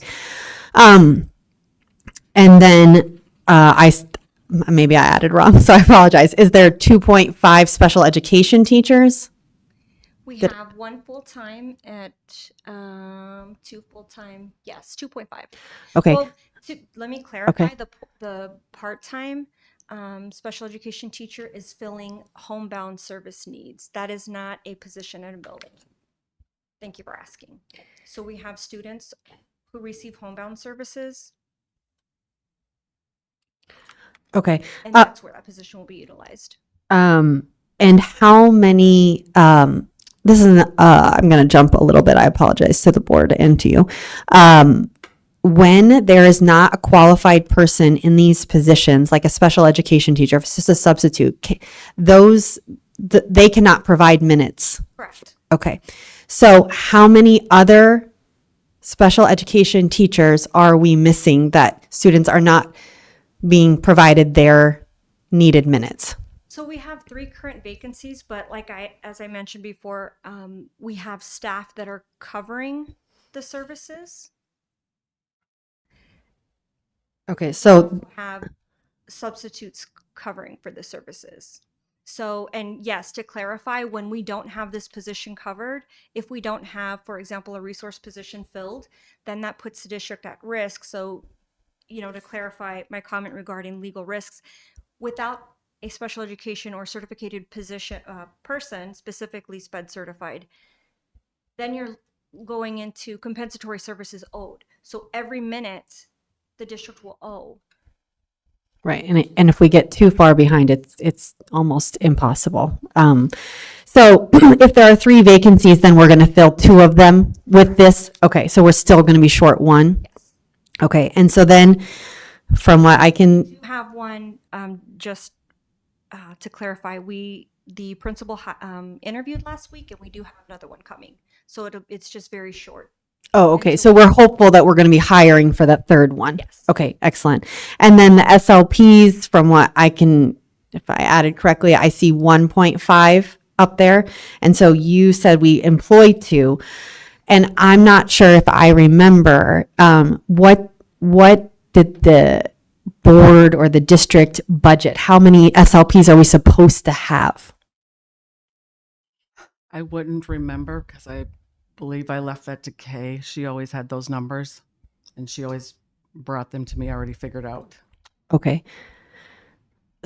Do you know? I'm sorry, I put you on the spot. I do know that we still need 2 more. Okay. We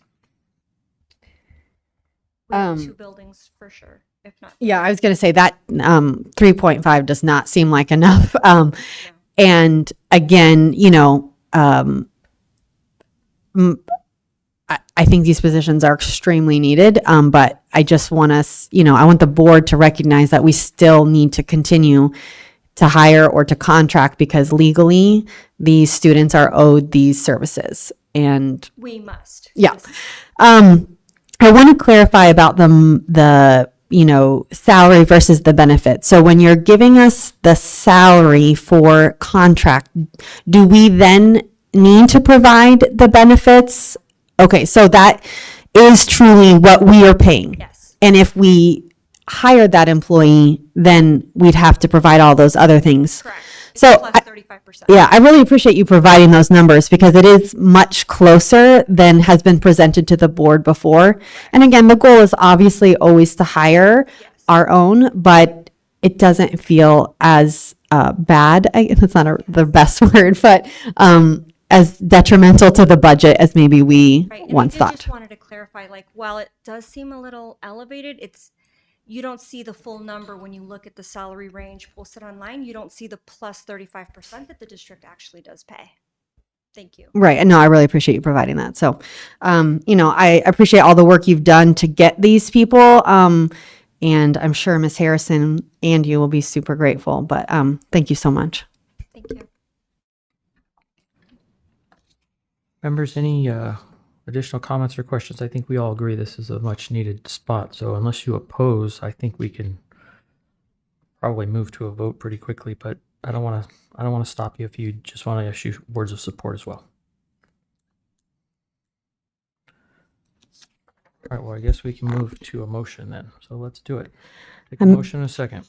I motion to approve the use of cooperative contracts for the contracted personnel for special education positions FY25.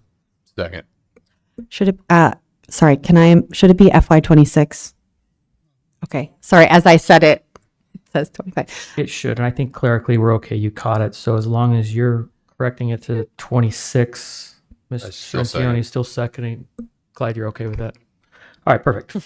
We have a motion and a second. Just for clarification, it's to approve the cooperative contracts for contracted personnel for special education positions for fiscal year 26. Is that correct?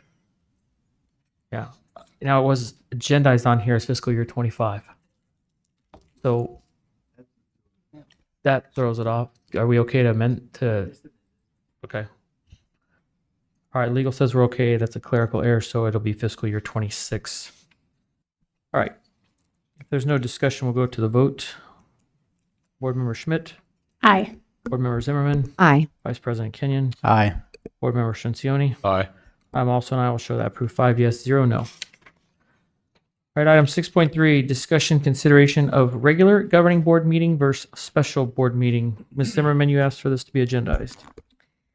Yes. So, my concern is that calling the second meeting a month a special meeting because our policy 1-302 states that regular meetings means those meetings that are regularly held and scheduled by the board. The second meeting of the month is scheduled. It's on the board approved meeting schedule. And so I think a special meeting indicates that it's, unplanned. And these meetings are planned. And the definition provided in our policy states that they are scheduled by the board, which they are because they're on the governing board calendar, the meeting calendar that we all approved. So I think they should be labeled as regular meetings. Mr. Dangerfield, you did some research on this. Yes, I did. So the statute is 15.321, and it's paragraph D and E that is relevant here. It says the board shall hold a regular meeting at least once each month during the regular school year and may hold other meetings as often as called. And then in paragraph E, business shall be conducted at regular or special meetings. So the board only actually has to hold one regular meeting a month by law, okay? The other meeting can be called a regular meeting or a special meeting, whatever the governing board determines it to be. And if it's a tentative meeting, calling it a special meeting there's nothing wrong with that. It's up to the board to make, and you can vote on it. If you want it to be a special meeting, call it a special meeting. If you want it to be a regular meeting, call it a regular meeting. It's your decision. Mr. Todd. Ms. Zimmerman. My concern with calling it a special meeting is that, public comment is not allowed and it is a regular meeting because it's planned and it's on the governing board calendar. And I think we should give the public the opportunity, if it's on the meeting schedule, then I believe that we should have public comment. And I think, a special meeting indicates that it's not planned. And, Mr. Todd said tonight, oh, well, we're having a meeting in 2 weeks. So I think, the board voted to keep the meetings or move the meetings back to Mondays where parents already are having to choose between their students, being there as a parent for their school sports. And I think that, I just think it should be called a regular meeting. Yes, I understand what your position is on that, but I think the members of the governing board do also. But it really would be a choice for a decision of the group to decide what to do with that. I would just point out again, and we've talked about this in the past, the public comment period is not required at all. You don't have to do a public comment period. I understand that. So that would be for the decision of the group also. Okay. Mr. President, if I may. You may. So the issue is not that we're having two meetings. The issue is just the title of the meeting being special, correct? Correct, because it's planned. Yeah, I'm not opposed to one or two. So I agree. I think if it's planned, then I don't think we should call it a special meeting.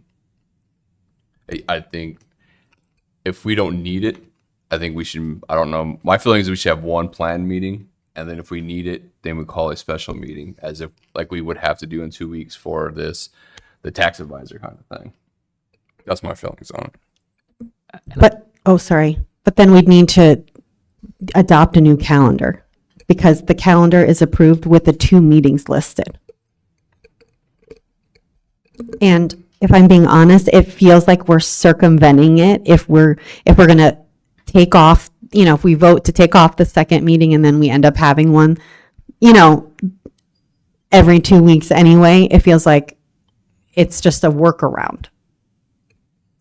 I can see that if we constantly keep having them. My thing is, I don't want to have a meeting unless we need a meeting.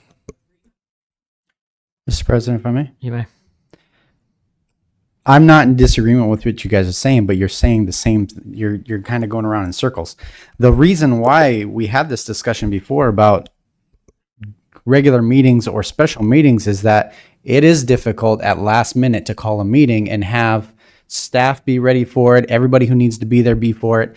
And I understand that because it's on the calendar as a placeholder, where we might have it, we might not, but at least everybody knows if we have a special meeting, that's when it's going to be, versus all of a sudden, hey, guess what? In 24 hours, whoever gets this notice that we're having a special meeting. That was, I believe, the intent of this. And, we didn't have our meeting a couple weeks ago because we didn't feel we needed it. So that was one of the special meetings that didn't take place, but there was a placeholder there so that it could have taken place. And that's where I see the value of this. If the board wants to go to just the one regular meeting a month and have nothing else on the calendar and be ready for those pop-up ones when we do have them, in the history of me being on this board and me sitting in the audience, those haven't worked out very well. So I'm okay with the schedule as we have it, with the special meetings and the regular board meetings. A lot of special meetings are just to get something, we get together, get something done real quick, and then we leave. That's what they're intended for. But if I may, I agree with you as long as when we have special meetings, we don't have a full agenda. I think that's where the issue's coming up, is when we're saying it's a special meeting, but then we have like 20 things on the agenda. To me, that doesn't feel like a special meeting anymore. It feels like a real meeting. I think the trick to that becomes we're going to have our general meeting a month. And if we have one item that needs to get done sooner than the next general meeting, or we have 400 items, we got to do that at that special meeting. So I don't think as I set the agenda that I could guarantee you that we're going to limit it. We will limit it to what we need to accomplish. We're not doing extra reports and staff recognitions, although we used to do that when we had 2 meetings. We'll come back to 1 meeting a month as the general, and then that second meeting will strictly be the stuff that we feel we need to get done prior to the next general meeting. And sometimes when we hit it just right, we actually go 3 weeks instead of 2 before we get another general meeting. So it can be a long run. But that was the original idea. That second meeting was just a placeholder to come back and capture, because while I was gone from the board, you guys went to 1 meeting a month. And then there were some lulls of we got to do something. So then it was trying to grab everybody's schedule, figure out when it's available. It's more work on the staff. If we just know there's a meeting coming up, and like this particular meeting coming up in 2 weeks, we already know that the Superintendent's Association is coming, and they don't want to wait until the next general meeting. So we've got that stacked on there. I agree, but what I'm saying is at a certain point when it gets full, I don't think it's a special meeting anymore. Because if it's on the calendar as a special meeting, can we still change the name to regular meeting in advance if we know it's going to be a full? Well, I mean, define stack? full. What's that? Define full. We're not typically doing consent agenda stuff. I think just, I mean, I feel like we can all generally say what a full agenda is. Well, as the statute says, you can do all business in regular and special meetings. That's what the statute says. So can you have public comment in special meetings? You could. Absolutely, you can. It's up to the governing board.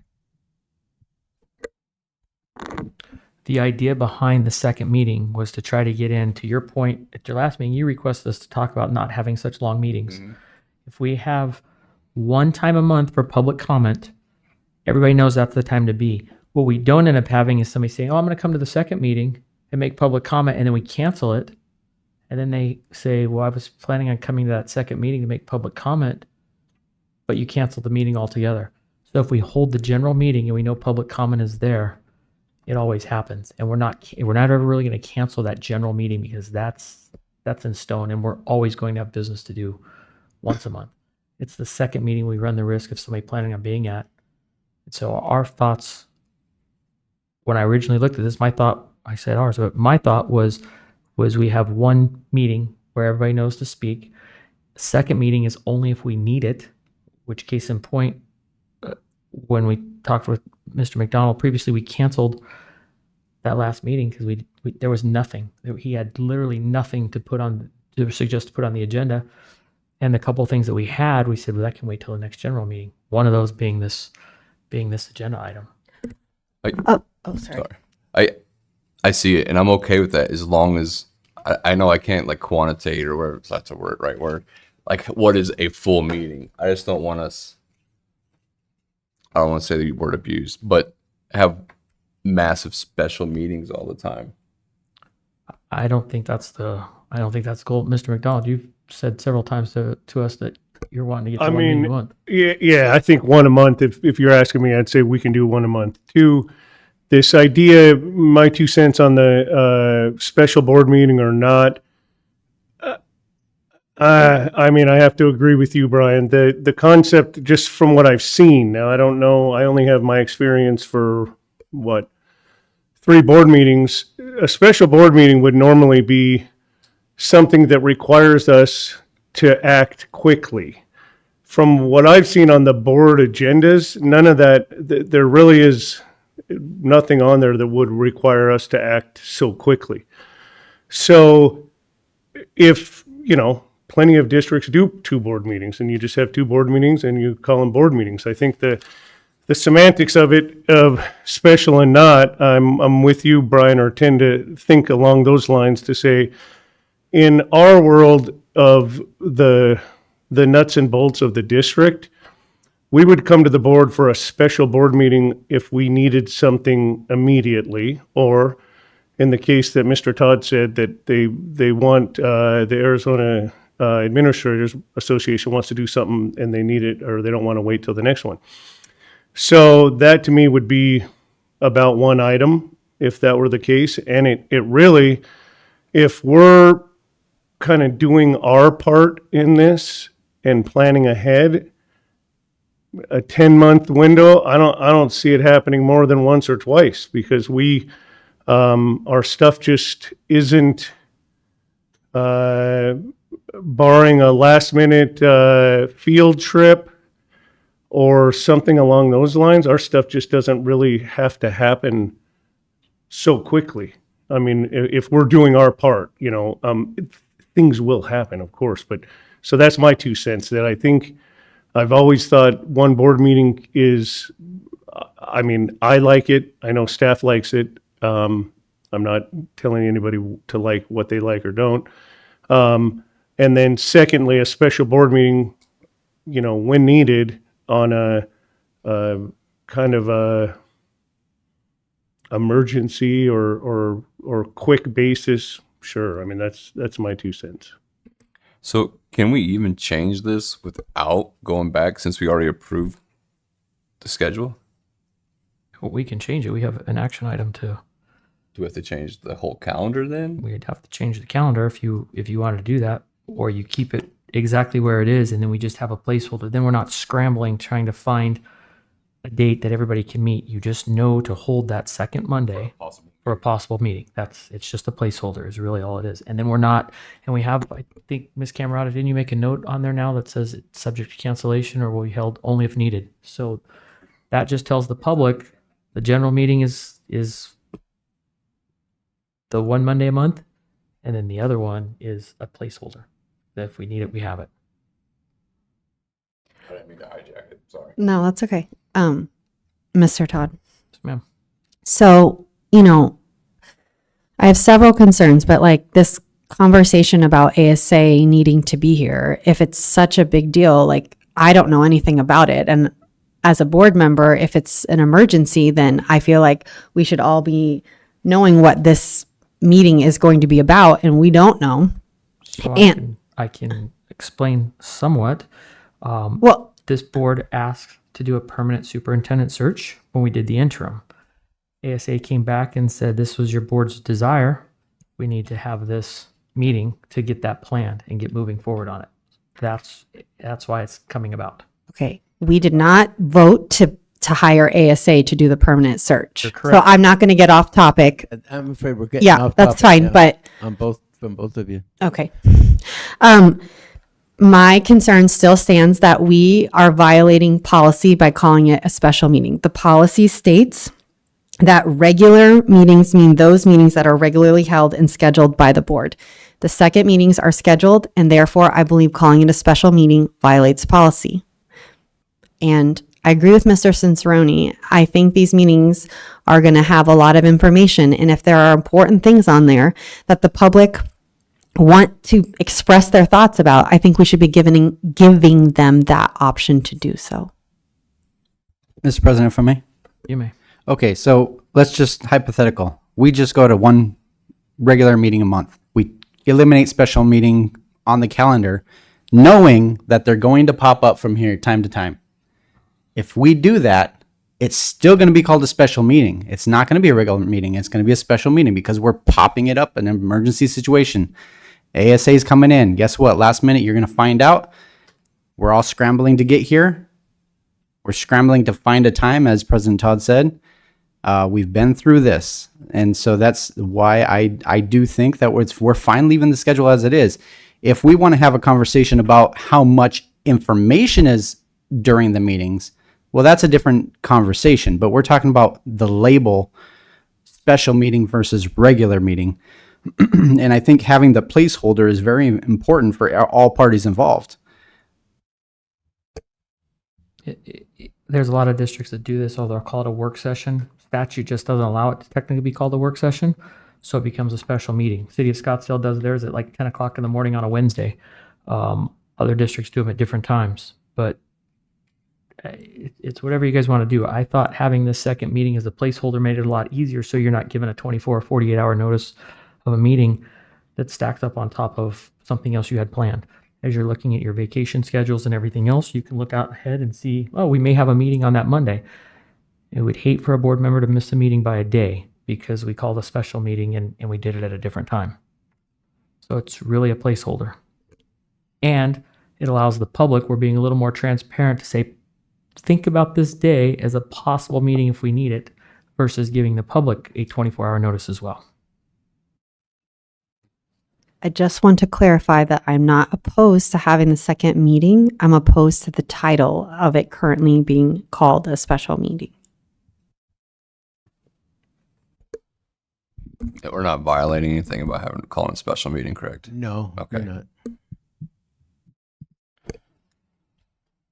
Mr. President, I'd like to make a motion. Okay. I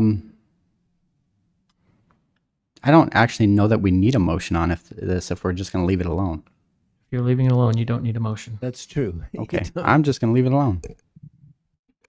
I make a motion to designate the second meeting of the month to be titled a regular meeting. Is there a second?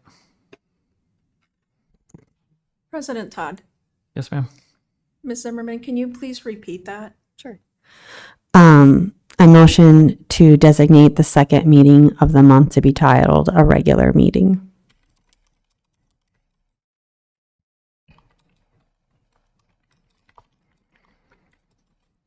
To be titled a regular meeting?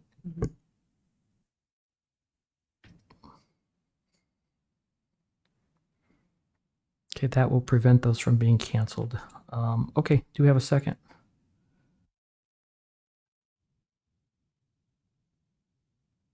This will be the final call for a second. I'll second.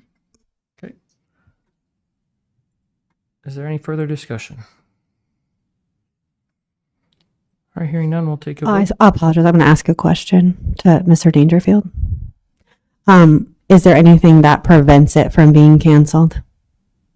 No. Thank you. If we're going to call them a general meeting, I will hold the meeting. Just so you know, we will hold the meeting. Because I don't want people thinking we're canceling general meetings. We will have them every single Monday. With that, that's fine. We'll take the vote. Ms. Zimmerman. Oh, sorry. Board Member Schmidt, you're first down there. Nay. Ms. Zimmerman. Aye. Vice President Kenyon. Nay. Board Member Shinsiani. Nay. I'm also an A. We will show that that motion failed with 4 noes, 1 yes. All right, members, item 7.1 is board comments or agenda topic requests. Not Mr. sure. I'm sorry. No, go ahead. Not sure how to word this, but maybe we should look at the defining or limiting the number of topics on a special meeting.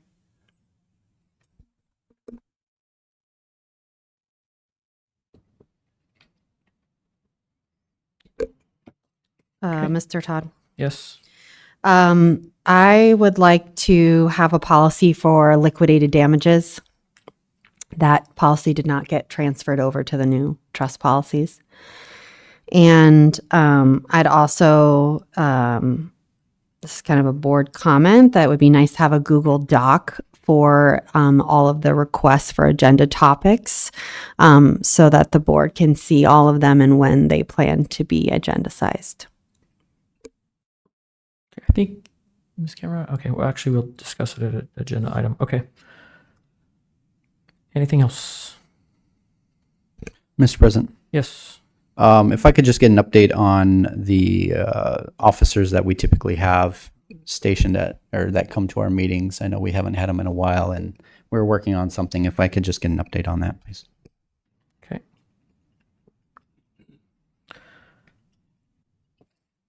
Members, the other thing I was alluded to a little bit ago is ASA is asking to present on their search process and start getting that rolling. If we're going with them, they would like to present at our next special meeting to get ahead of the curve for hiring season of superintendents. If you would like anybody else to present, feel free to let me know that, and we'll get them scheduled as well.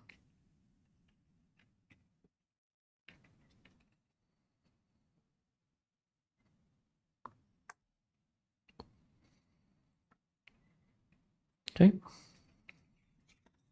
Anything else? Ms. Camerata, you have those all captured? All right. Okay, our item 8.1, upcoming board meetings, September 22nd, the special board meeting. It's optional at this time, but it is appearing to happen. October 6th is a special board meeting and regular board meeting. We must have a work session potentially planned, something for that. Is that, I think that's how we've agendized those in the past. And then October 27th, again, is an optional special board meeting. That takes us to item 9.1, which is the adjournment of the meeting. We've conducted all of our business. We will show the meeting adjourned at 7:42.